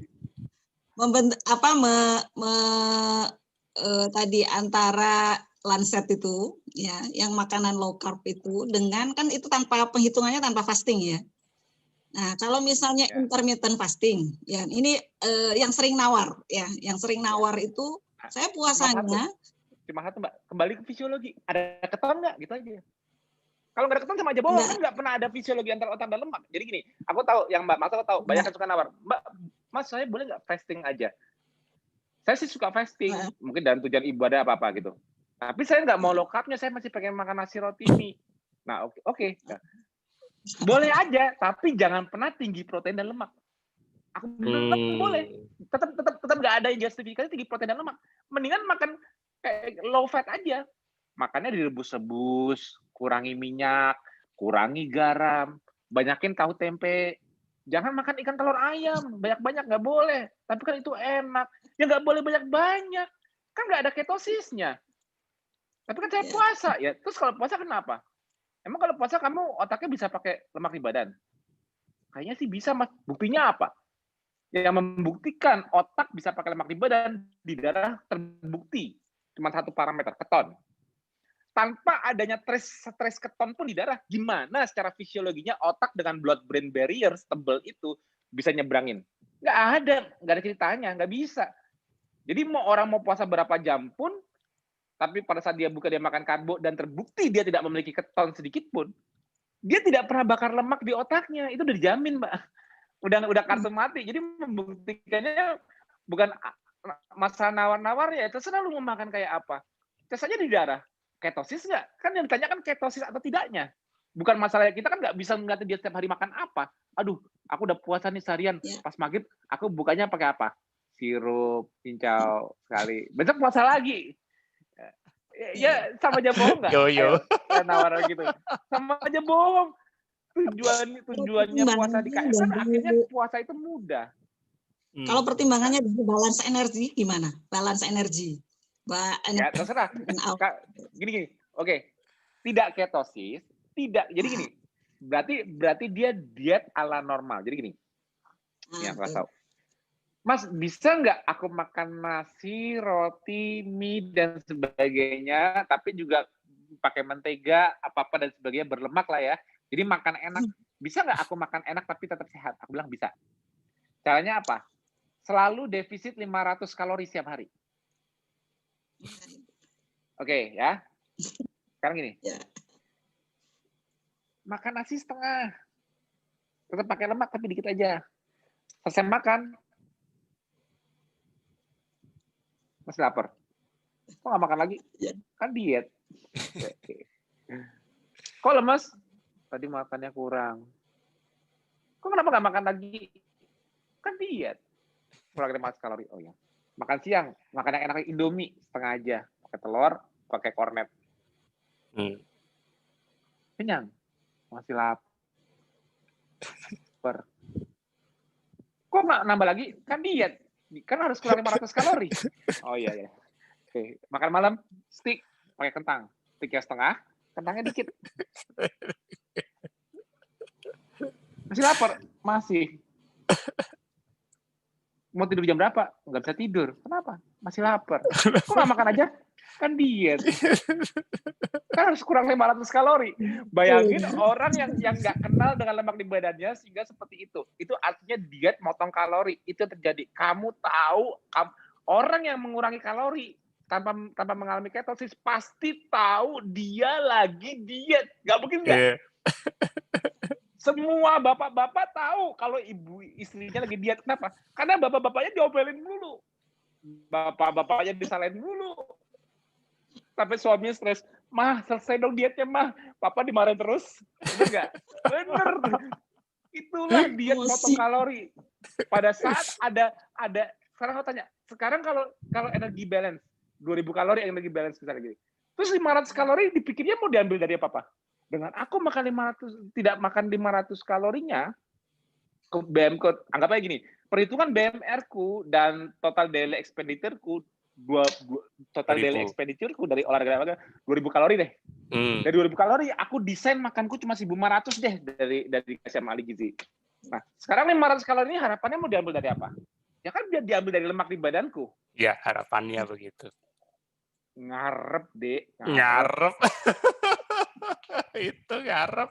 Bohong kalau kamu nggak tahu ini 1.500 ini kamu masih lapar apa ini bohong. Bohong kalau kamu nggak berasa apa-apa mengurangi 1.500. Kalau tanpa ketosis ya. Kalau isinya 1.500 ini masih ada karbonnya, cuma dikurangin ininya, bohong kalau kamu nggak tahu kamu sedang diet. Iya. Kenapa? Karena dari 500 kekurangannya ini, yang pakai lemak anggapnya cuma 200 kalori yang bisa diakses oleh otot dan sebagainya. Yang otaknya gimana? 500 kalori ini kan berarti kekurangan untuk seluruh tubuh, termasuk otak. Iya. Nah, otak kamu emang bisa ngambil dari dalam? Ngambil apa? Ngambil gula? Emang kamu diabetes? Diambil otak? Emang gula darah kamu 300? Buat cadangan bakar otak kan enggak kan? Minta. Makanya kira-kira otak kamu pakai apa untuk isi 500 kalori ini? Ya ada. Otaknya masih teriak gula, akhirnya ototnya dihancurin. 500 kalori itu ada sebagian kebutuhan gula yang harus dipenuhi dari dalam. Nah, kalau kebutuhan gula untuk otak dipenuhi dari dalam, yang buatin siapa? Liver. Kalau liver harus buat gula sebanyak itu setiap hari. Kira-kira ngambil dari mana? Otot. Makin lama makin lemas. Kira-kira setelah kamu kurus, setelah kamu nanti kurus, kira-kira yang hilang kamu lemak apa? Lemak aja apa sama ototnya? Kira-kira kamu tambah seger, tambah kuat puasa, apa tambah lemes, tambah nggak kuat puasa, tambah turun performanya? Nggak bisa dibohongin. Jangan lihat makanan, lihat fisiologi. Nggak bisa. Jadi kuncinya adaptasi dengan kondisi puasa ialah mengenali tangki bensinnya sendiri. Itu rahasianya. Taunya tubuh kita mengenali tangki bensin gimana? Nah sekarang gini, mesin paling terutama di tubuh kamu sebagai pengontrol apa? Organ yang mana? Jantungkah yang paling utama? Liverkah yang paling utama? Atau otakmu kah yang paling utama? Otak. Kalau kamu nggak punya otak, kamu bukan manusia kan? Kalau otak kamu cuma kecil gini kayak macan, kamu bisa ikut PESA nggak? Enggak. Paling cuma bengong di kebun binatang di mana. Kalau otak kamu sekecil gini, kamu nggak bisa ikut TEVA, nggak bisa update aplikasi Zoom, nggak bisa baca chat di situ kalau otak kamu sekecil gini. Otak kamu tuh gede, makanya energinya harus konstan. Makanya kamu manusia, biarpun ototmu belum seberapa, biarpun kamu ketemu macan, kamu nggak bisa kalah dikejar macan, kamu nggak bisa ngalahin lari kuda, kamu nggak bisa ngalahin gajah, tetap aja kamu yang nguasain dunia ini. Kenapa? Karena kamu punya otak. Ini yang paling penting. Nah kalau udah tahu ini organ paling penting, tangki bensinmu apa? Tangki bensin saya gula, Mas. Oh, kamu diabetes ya? Ya udah mohon maaf ya. Saya baru tahu kalau kamu diabetes. Tangki bensinnya gula, jadi dia nggak makan. Gulanya banyak, katanya gitu. Nggak mungkin. Tangki bensin kamu lemak. Nah kalau tangki bensin kamu lemak di badan, mau yang glember sana glember sini itu, yang belemberan, otaknya kenal nggak? Enggak. Konyol ya. Manusia kok punya tangki bensin banyak tapi nggak boleh kenal otaknya yang paling penting organnya. Supaya kenal gimana, Mas? Gampang. Ada keton di darah, baru kenal. Karena tanpa adanya keton di darah, coba di darah adanya apa? Gula dan lemak dan amino asid. Amino asid bisa nyebrang ke otak. Gula bisa nyebrang ke otak. Lemak nggak bisa. Lemak kemana-mana harus pakai Gojek. Entah itu dari albumin, kalau lemak yang lepas pada saat kondisi puasa, atau pakai lipoprotein, contohnya LDL, kalau dikirim dari liver, atau chylomicron, kalau dari usus. Kalau pakai Gojek, nggak ada lemak yang bisa nyebrang ke otak. Itu kartu mati. Kenapa? Blood-brain barrier. Jadi status yang mengetahui seseorang sudah bisa bakar lemak secara optimal, status yang mengetahui seseorang otaknya sedang bakar lemak, keberadaan keton, selesai. Mau dia, saya puasa panjang kok, ya terserah. Mau puasa panjang, mau sehari makan sekali sehari, kayak ada keton nggak gitu aja. Betul. Kalau enggak, yang teriak tuh nanti ini. Ya. Ini ya, kekurangan kalori 500-nya mau diet 1.000 kalori kayak mau diet 500 kalori, terserah mau diet gizi seimbang kayak apapun. Aku mau nanya, defisitnya itu kalau hitung-hitung dari total kebutuhan kalori sehari, defisitnya itu ngambil dari mana? Dari dalam. Nah kalau dari dalam, yang buat otak mana? Anggap aja otot bisa ngambil lemak. Anggap aja jantung bisa ngambil lemak deh. Terus yang buat otak gimana? 500 kalori siapa yang ngisiin? Kayak diem. Ya makanya Harus cheating. Makanya harus cheating. makanya harus ada cheating day. Makanya betul nggak? Ayo. Makanya harus ada cheating day. Supaya dietnya konsisten. Supaya konsisten ada cheating day. Tapi tebak ya dimakan di cheating day apa? Nggak mungkin nasi merah. Nggak mungkin nasi merah. Cheating day bubar di mall. Ntar Senin diet lagi. Senin makan roti gandum lagi, Senin makan nasi merah lagi, rendah lemak lagi. 1 minggu bubar jalan. Kalau ditotalin dalam 1 minggu itu ditotalin, tau nggak? Itu Lancet. Ayo. Apa? Totalnya kalorinya. Kalau makan cara kayak gitu, 1 minggu cheating day, habis-habisan. Makan pizza yang banyak dagingnya, tambahin lagi mayonesnya, berlemak, enak kan? Ambiar itu. makanya para warrior, aku sarankan simpen jurnal Lancet ini. Ya. Pamerkan ke teman-temannya. Setiap teman-temannya ada yang makan bareng kita, lu low carb kan bahaya. Maksud lo? Ya lu kan nggak pakai nasi, bahaya. Nah, tunggu sampai dia ngambil lauknya nih. Begitu dia ngambil lauk yang enak kayak kita, nih, jurnal Lancet buat lo. Ini apa nih? Nih judulnya low carb. Iya. Lah ini bukan balap. Enggak, ini buat lo. Ya deh, baca deh, tarik deh tabel. Ini lo carb. Tuh kayak lo tuh, nasinya 1. Lihat tuh, yang lo ambil rendang, tunjang, cincang. Makanan gue lo ambil juga. Makanya udah lo makan nasi aja ya. Rendang sama cincang ini buat gue aja ya. Hati-hati Lancet lo. Ayo. Udah buat gue aja. Lo makan pakai sayur aja nih. Nasi sayur ada tempe rebus tuh. Lo makan nasi sayur rebus. Ini aman kalau masuk ke karbo. Rendang buat gue ya. Telur buat gue ya. Iya deh lo. Cuma ini kalau posisinya sebagai dokter merawat, ya. Terus kemudian kita tuh menyarankan, gitu kan, sudah memberi masukan bahayanya dengan fisiologinya. Jadi ini masalahnya misalnya apa sakitnya ini ya, apapun sakitnya biasanya saya hubungkan dengan dietnya itu. Nah, tetapi ya itu tadi yang nawar itu ya. Nah, kalau kita sebagai dokter yang merawat pasien itu tidak bisa apa yang namanya tuh mengatakan ya udah karbohidrat. Kalau mau kalau iya kalau enggak bisa.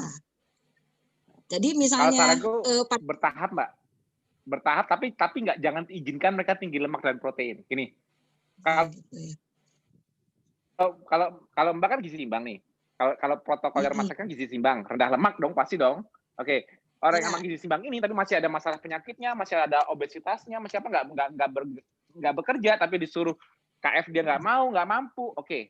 Sekarang gizi seimbang tapi turunin karbonya pelan-pelan. Tapi tidak boleh menaikkan lemaknya. Tetap.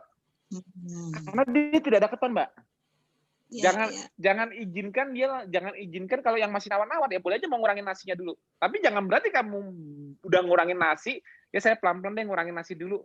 Nambahin lemaknya. Tapi gue udah boleh dong makan rendang, udah boleh dong makan tunjang, jangan, itu bunuh diri. Bunuh diri. Tetap low fat dulu, dan walaupun mengurangi karbo ini mempertahankan resikonya dia untuk metabolic syndrome, jalan dengan tetap, kan dia nggak mau benar-benar lepas karbo. Ntar kalau dia benar-benar ya aku udah bisa lepas karbo nih, ya udah tuh ambil tuh kikil tuh, jangan terserah dia mau makan di jam makannya mau makan apa. Yang penting gak ada karbonya. Ini tekniknya seperti itu. Jangan kita bikin metabolic mayhem dengan cara dia mengurangi karbo. Aku mengurangi karbo pelan-pelan, dok. Tapi terus dia merasa punya justifikasi. Nah itu. Dia merasa punya justifikasi untuk bisa makan lemak. Itu yang nggak boleh, Mbak. Kan malah Mbak yang salah. Ya, jadi kalau misalnya ya kurangi aja nasinya gitu. Boleh. Tapi saya kadang-kadang nggak menekankan low fatnya gitu loh. Jadi tetap akhirnya tuh saya tuh daripada kebanyakan nasinya gitu ya, dikurangi separuhnya. Betul. Lumayan gitu. Ya lumayan mengurangi nasi. Tapi kalau saran terbaik karena kita udah tahu fisiologi, sampai kapanpun selama tidak ketosis, tidak ada yang namanya high fat itu bagus. Kenapa? Kalau Mbak ketik nyari jurnal dengan keyword high fat doang deh. High fat diet. Nah, ketik jurnal dengan high fat diet, NCBI, PMC. Lihat hasil yang keluar apa. Nih. Coba nih, aku iseng-iseng. Aku mau membuktiin. Yang dimaksud high fat diet itu bukan low carb ya. Ya. Jadi kalau aku Ini ketik high carbnya di antara 35-40 paling rendah itu. Betul. Iya, betul udah itu. kan. Jadi karena ketinggian jadi high fat diet, aku cari NCBI PMC develop. Tuh. High fat diet NCBI PMC, lihat yang keluar. Overweight and diabetes present. Nah, semuanya nih. Share screen aja, Mas. Susah. Bisa. Nih, pokoknya gini. High fat diet drives obesity. Coba aku cari ya. Googlingnya apa, Mas? High fat diet aja, high fat diet NCBI PMC. Dah, nanti keluar high fat saturated fat diet decrease insulin sensitivity, bikin abdominal fat. Nanti bakal ketemu, bakal arteriosklerosis, bakal diabetes. Cuma dengan kata high fat diet itu, jurnalnya jangan tanya berapa banyaknya. Itulah berapa banyak jurnal yang bilang high fat diet itu buruk. Tapi dicatat, itu makanannya high fat. Dia tidak pernah menghilangkan karbonnya. Itu yang ditemukan Lancet. Makanya dibully jadinya. Karena apa? Dia nggak ketosis, tapi dia maunya lemaknya banyak-banyak. Nggak bisa. Itu malah kalau dari Randall cycle itu malah jatuhnya malah lemaknya nanti kalau udah nggak muat kalau dia menggemuk berarti lemaknya karena gini loh. Analoginya gini. Selama orang masih makan karbo, kira-kira jatuhnya lemak itu keluar dari adipos apa didorong ke adipos? Logikanya Mbak Rita. Didorong masuk kalau selama karena karbonya karena syaratnya insulin kan? Ya. Syarat anaboliknya kan insulin kan? Nah, bayangkan dia masih mengurangi karbo yang insulinnya belum turun banget, belum memicu ketogenesis, tapi dia meninggikan lemaknya. Kira-kira makin membuat lemaknya hipertrofi nggak? Sel lemaknya? Iya. Makin malah membuat itu. Jadi kita membayangkannya dari fisiologi. Walaupun kita ngomongin yang makanan, tapi kita nggak mengizinkan selama kamu tidak ketosis, tidak ada itu high fat bagus. Langsung bilang kayak gitu. Selesai udah. Kenapa? Karena fisiologinya selama insulin kamu masih bisa dorong lemak ke adipos tisu, saya cuma takut sampai adipos tisunya itu sudah nggak kuat nyimpen, akhirnya lemaknya malah disimpannya di yang masih insulin sensitif di liver, jantung, pankreas, ginjal. Akhirnya di situ nyimpennya lipotoxicity-nya karena di situ yang mau dengerin insulin, yang lain udah adipos tisu udah insulin resistan. Karena udah hipertrofi, udah masalah insulin reseptornya, kan gini loh. Kalau sel adipos tisu lipid dropletnya membesar, morfologinya membesar, otomatis kan mitokondrianya makin sedikit. Ya. Artinya kemampuan sel tersebut untuk respirasi selnya, menghasilkan ATP-nya makin rendah karena lipid dropletnya kan membesar. Nah, kira-kira di kondisi lipid droplet yang membesar terus sifat sel lemaknya hipoksia nggak? Jadi penurunan kadar oksigen. Nah, kalau dia hipoksia terjadi stabilisasi. 100 mikron. Nah, betul. Jadi kalau begitu dia hipoksia terjadi stabilisasi HIF1 ya. Akhirnya tahu nggak apa? Akhirnya sifatnya malah mengundang makrofag. Mengundang makrofag M2. Makrofag M1 yang inflamatori. Akhirnya inflamasi di adipos tisu memicu apa? Memicu insulin resistan selain dari tumor nekrosis faktor alfa interleukin yang disekresikan oleh makrofag yang membuat insulin reseptornya tidak sensitif lagi mendengarkan insulin. Kalau sampai sel lemak tidak sensitif mendengarkan insulin, kira-kira banyakkan lipogenesis apa banyakkan lipolisisnya? Akhirnya malah banyakkan lipolisisnya. Nah, begitu lipolisis berlebihan di darah, artinya nggak usah nunggu lemak dari makanan. Orang nggak makan aja dia lemaknya banyak ke darah, tapi tidak ada satupun lemak yang digunakan untuk energi. Kira-kira tuh lemak itu malah di sel-sel lain yang fungsional, contohnya di otot, jantung, liver, itu lemak yang masuk ke situ kan nggak dibakar, karena mitokondrianya kan anggap aja masih dipakai sama gula, otomatis kan beta oksidasi nggak bisa masuk dong. Nah, akhirnya lemaknya cuma berdifusi di sel-sel lain, masuk ke dalam sitoplasma. Kira-kira kalau di sitoplasma nasibnya lemak jadi apa? Antara dia masuk ke lipid droplet sel tersebut, anggapnya liver kan juga punya lipid droplet. Tapi karena lemaknya di situ nggak bisa masuk ke mitokondria, nggak bisa dibakar, karena kan lemak itu kan cuma bisa dibakar di mitokondria, nggak bisa di sitoplasma kayak gula. Iya. Ya kan? Beta oksidasi hanya terjadi di mitokondria. Berarti lemak di sitoplasma yang pada ngumpul di liver itu kira-kira nongkrong di sitoplasma apa dimasukin ke lipid droplet di hepatosit? Dimasukin. Lama-lama hepatosit yang bukan sel untuk penyimpan lemak, tidak punya lipid droplet, punya glikogen, tapi tidak terdedikasi untuk menyimpan glikogen sebanyak otot, tidak terdedikasi untuk menyimpan lemak sebanyak sel lemak. Tapi dia dikirimin lemak terus, akhirnya lipid dropletnya membesar nggak? Ya, Nah, perlemakan kalau udah hati. kalau udah membesar di abdomen, di USG kelihatannya apa? Mas Gelden. Oh, begitu ada lemaknya di hati, yang disalahin siapa? Gara-gara makan lemak kan? Itu dong, gara-gara high fat diet dong. Ya kan? Nah, makanya para dokter begitu ngeliat keto yang makanan tinggi lemak, hati-hati kerja keras di liver. Banyak tuh orang yang makan tinggi lemak pada steatosis, pada fatty liver. Itu yang ditemukan di TKP. Fisiologi sih nggak tahu, pokoknya dia banyak makan lemak, lemaknya di liver aja. Padahal kebalikannya, begitu kita nggak makan karbo, livernya langsung bersih duluan. Yalah. Begitu ketogenesis, ketonnya gue ambil duluan dari lipid dropletnya. Mau ngempis duluan, nggak usah nunggu dari adipose tisu. Selesai. Makanya kalau cuma ngeliat kata dari makanannya, high fat, selesai kita. Jangan ada yang menjustifikasi KF secara lemaknya. Dibantai kamu dengan berbagai jurnal kalau nggak bisa ngalahin fisiologinya. Kecuali aku. Kalau mau nimpukin aku jurnal, monggo. Aku yang bacain. Tapi kalau para warrior yang belum bisa baca jurnal dengan baik, jangan bangga dengan lemaknya. Dibantai kalian dengan jurnal-jurnal high fat. Karena kalian kan juga masih, oh iya ya high fat bahaya ya. Kalian kan juga nggak ngerti cara baca jurnal.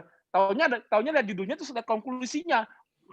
Makin banyak, itu banyak kan paling baca di situ doang. Judul high fat, atau judul low carb, konklusinya, findingnya, selesai. Ada yang ngerti cara baca kayak Lancet aku tadi baca nggak? Langsung ketahuan flow-nya di mana. Berapa banyak orang ketipu dengan Lancet? Berapa banyak? Profesor aja ketipu kok. Ya silau dengan judul, silau dengan finding, silau dengan orang bule.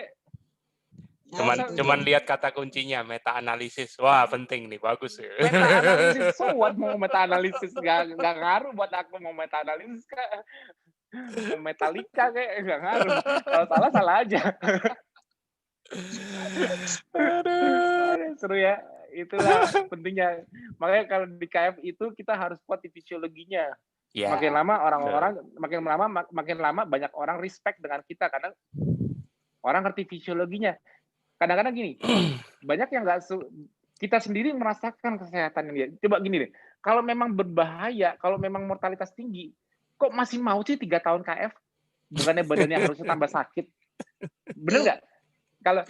Kalau seseorang gaya hidupnya salah menuju resiko mortalitas, contohnya orang yang gaya hidupnya membuat dia diabetes, orang yang gaya hidupnya membuat dia arteriosklerosis, orang yang gaya hidupnya membuat dia akhirnya jadi kanker, menuju dia mengalami penyakit kronis itu, kira-kira badannya tambah seger dulu, tiba-tiba ketahuan ada kanker. Badan tambah seger dulu, ketahuan ada jantung. Kira-kira begitu apa? Udah mulai nggak enak badan, udah sering minum obat untuk ngilangin sakitnya, udah mulai gampang capek, masuk angin, udah mulai makannya tadi bisa sedikit, sekarang agak lebih banyak karena cepet capek, lemas, udah mulai tidurnya nggak bagus. Kira-kira gaya hidupnya mengarahkan seperti itu sebelum ketahuan penyakit kronis apa? Kayak kita yang makin lama makin terserah lah, ada yang mau bilang makin glowing, makin seger, makannya makin sedikit. Kira-kira kayak gitu nggak perjalanannya suatu gaya hidup menuju kekronikan penyakitnya? Ayo. Nggak masuk akal kan? Jadi kalau ada yang ngebully, dari itunya aja nggak bisa jawab dia. Kalau memang gaya hidup gue salah, kenapa makan gue makin sedikit? Harusnya kan gue makin tidak fleksibel metaboliknya. Karena gini, seseorang menuju problem metabolic syndrome, problemnya selalu di respirasi sel. Semakin sel-sel di tubuhnya memburuk respirasinya, semakin kemampuan, kan respirasi itu kan mitokondria menghasilkan energi, semakin kemampuan menghasilkan energinya turun. Semakin turun kemampuan menghasilkan energinya, semakin dia mengandalkan energi dari makanan. Semakin dia mengandalkan energi dari makanan, semakin dia milih yang cepat menghasilkan energi apa? Gula. Glukosa. Makanya manusia yang merupakan kumpulan sel dari bayi sampai tua itu disebut namanya aging. menua. Apa yang terjadi? Jangan lihat manusianya. Manusia itu kumpulan sel. Apa yang terjadi dengan kumpulan sel yang baru lahir ini sampai ke kumpulan sel yang umurnya udah 90-80 tahun? Apa yang terjadi? Dari morfologinya bedanya apa? Langsung kelihatan. Ambil sampel sel di anak bayi, ambil sampel sel di orang tua yang udah 80 tahun, di lokasi Bandingkan. sel yang sama, entah itu sama-sama jantung, entah itu sama liver, sama, bandingkan morfologinya yang langsung kelihatan apanya? Mitokondrianya. Selesai. Bedanya jelas di situ. Respirasinya menurun. Nggak mungkin enggak. Nggak mungkin enggak. Itulah beda sel muda, sehat, dan sel tua. Aging, menua. Nah, kalau orang diabetes umur 30 tahun, ambil selnya, bandingin dia walaupun dia 30 tahun, kalau dia diabetes, ambil selnya, ambil sel orang 90 tahun atau 80 tahun, bandingin, sama. Lah, kalau baru 30 tahun, kok sama kayak yang 90 tahun? Accelerated aging. Problemnya sama-sama respirasi, sama-sama ketidakmampuan menghasilkan bioenergetik untuk kebutuhan fungsi ATP. Akhirnya makin parahnya kenapa? Karena begitu sel-sel tubuhnya tidak bisa menghasilkan ATP dengan sempurna, tapi ada sumber ATP yang sangat cepat, tidak perlu, walaupun mitokondriaku jelek, tapi ada satu bahan bakar yang tidak perlu dibakar di mitokondria, udah dapat energi. Tebak. Glukosa, amino asid, fatty acid. Mana keton? Glukosa, fatty acid, keton, amino asid. Mana yang bisa menghasilkan ATP tanpa perlu mitokondria? Mana yang bisa dipakai tanpa oksigen? Anaerobik. Anaerobik. Iya, glukos. Jadi kalau mau membakar lemak, fatty acid, mau membakar keton, membakar amino asid, ini pakai mitokondria. Mana ada pathway-nya di sitoplasma yang bisa menghasilkan ATP keluar dari sini? Nggak ada. Beta oksidasi di mitokondria. Ya kan? Masuknya keto asid, habis diaminasi di urea cycle, masuknya mitokondria. Keton, begitu masuk ke sitoplasma, habis diketolisis jadi asetoasetat, jadi asetil CoA di mitokondria. Ini glukosa bisa substrat level fosforilasi. Walaupun cuma 2 ATP, netnya di sitoplasma, jadi favoritnya apa? Favoritnya virus, favoritnya cancer, favoritnya semua yang berkembang cepat. Gula, kenapa? Karena gula selain bisa menghasilkan prekursor biosintesis, bisa ngasilin 2 ATP tanpa perlu mitokondria. Tapi kan 2 ATP kan sedikit, Mas. Emang sedikit, makanya banyakin gulanya, baru jadi banyak. Makanya kalau gula dimasukin ke pakai PET scan, pakai tracer, larinya kemana? Ke cancer yang lagi berkembang. Ke sel epitel paru yang lagi keinfeksi COVID. Yang lagi pokoknya yang lagi anabolik, atau ke sel imun yang lagi inflamasi. Ke situ lari-larinya gula, ke sel-sel yang anabolik. Itu. Kenapa? 2 ATP net, tapi jadi banyak kalau gulanya tinggi. Makanya pakainya GLUT1. Bukan GLUT4. Tidak perlu respon insulin. Asal gradien di luar ekstraselularnya tuh gulanya tinggi masuknya gampang. Asal gula banyak di luar, yuk corongnya tinggal digedein. Nih, masuk ke dalam yuk, ayo. Yang sebelah yang normal belum masang corong gula. Kenapa? Insulinnya belum ada yang datang. Saya nggak bisa masang GLUT4-nya. Bener nggak? Nah, jadi bener nggak, Mbak? Jadi kalau aging itu ialah masalah respirasi sel, kalau kita dengan tidak makan karbohidrat, artinya pilihan kita cuma bakar apa coba? Kalau Mbak nggak makan karbohidrat tapi punya gula, pabrik gula di liver, kira-kira diporsir nggak livernya untuk buat gula? Nggak mungkin kan? Pasti tubuh switch pakai apa? Pakai lemak kan? Nah, kalau otak, karena standarisasinya otak nggak bisa pakai lemak, dari mulai lahir pun nggak bisa pakai lemak, karena kita terlahir udah ada blood-brain barrier, otak pakai apa? Keton kan? Nah, walau keton itu kan asalnya juga dari lemak. Nah, sekarang aku tanya, keton, lemak, masih ingat nggak tadi dibakarnya di mana jadi ATP? Mitokondria. Iya. Jadi orang yang beradaptasi dengan tidak makan karbohidrat, dan dia harus bakar lemak atau keton, kira-kira sel-sel tubuhnya bakal meningkatkan jumlah apanya? Jumlah mesin penghasil mitokondria. Benar kan? Nah, kalau mitokondrianya makin banyak, ambil selnya. Ambil sel anak bayi baru lahir, cocokin. Sel kita jadi kelihatan kayak sel muda nggak? Iyalah. Ya kan? Muda. Karena ciri-ciri kesamaannya apa? Sel muda dengan sel tua yang memuda dengan sel yang memang muda. Kesamaannya apa? Mitokondrianya. Banyak. Selesai. Makanya Mbak bingung nggak kalau anak-anak kecil susah disuruh sarapan? Jangan bingung. Mbak bingung nggak kalau anak-anak kecil malas makan nasi, maunya lauknya doang? Jangan bingung juga. Mereka masih kecil kok, masih mitokondria banyak kok. Mau gedabikan pencalitan kemana-mana dari pagi bangun juga mereka masih bisa bakar lemak, mitokondria masih bagus. Yes. Nah, sekarang orang yang udah mau 70 tahun, coba nggak usah 70 tahun lama-lama.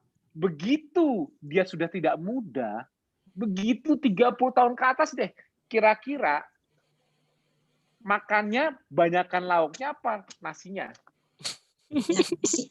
Sekarang orang susah nggak melepas nasi di orang tua? Susah. Anak kecil, bener mah, boleh nggak makan nasi, malah happy mereka. Boleh nggak makan lauknya doang, seneng mereka. Tapi orang tua nggak pakai nasi, nggak pakai apa. Kenapa? Nah, itu yang aku maksud.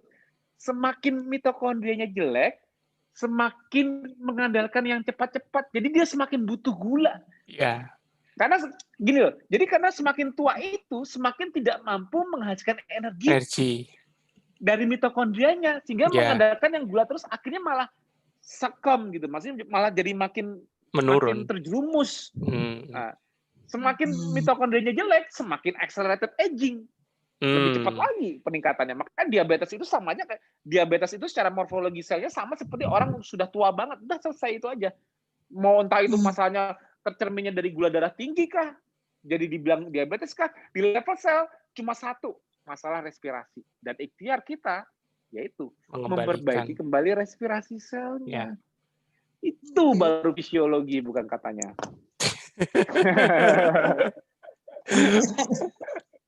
Seru ya malam ini ya? Kebuka semua ya, Pak? Dari apa ya? Ada sisi-sisi mindset yang sebenarnya kalau dari pendidikan kedokteran itu sebenarnya ada, tetapi terpisah, tidak komprehensif kayak Mas Tio tadi. Jadi seringnya fisiologi kita tuh belajar, biokimia belajar, biomal ya belajar gitu.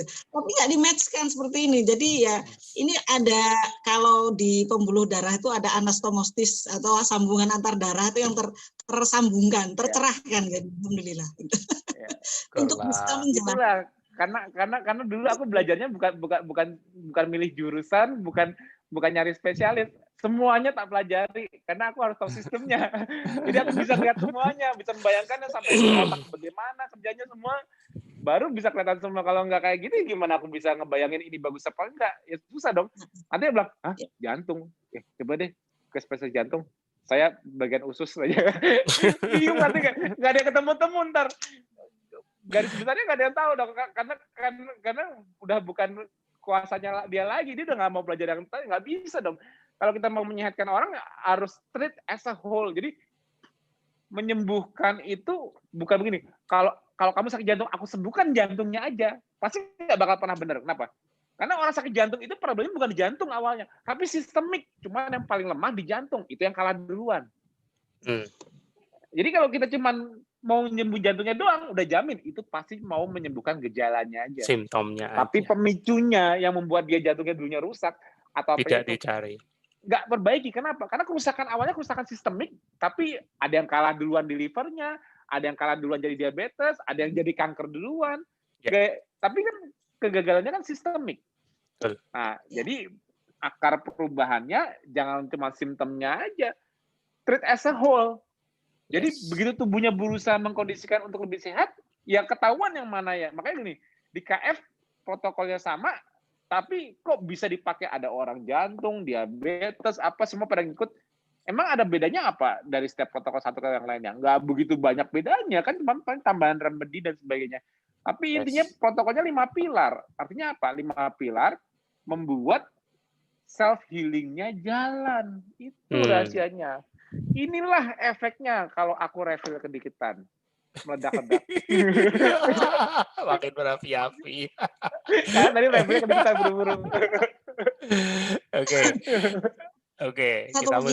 Kita mesti dibatasi waktu, sayang. Tapi nggak apa-apa, kan kita masih sama-sama bisa belajar ya. Mbak Rita thank you ya kan, Mas Tio juga. Untung keburu nih, jadi waktunya cukup. Kalau enggak bisa bablas ini. Intinya tidak ketat. Ya, closing statement Mbak Rita aja. Silakan Tapi Mbak hari ini Rita seru. closing. Seru. Kadang aku review dikit, aku jadi kayak nggak sorry aku namain dikit. Hari ini tuh aku kayak jelasinnya tuh enceng banget gitu, kayak kemarin kan aku kayak Enteng. kalau habis review gini. Aku nih kayaknya bleng. Kenapa? Aku tadi cuma makan ayam doang, ada silina, ada bebek selamat, cuma makan paha ayam itu udah mandi dah. Dari kemarin, dari review kemarin sampai sekarang aku baru makan paha ayam 1. Udah, gitu doang. Makanya ini kan sama kayak belum makan. Jadi ini kayak di seminar masih on fire. Kalau kemarin kan habis makan kadang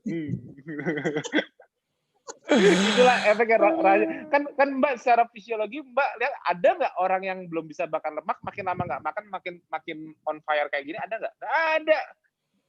Yang ada makin lama nggak makan makin gulanya drop.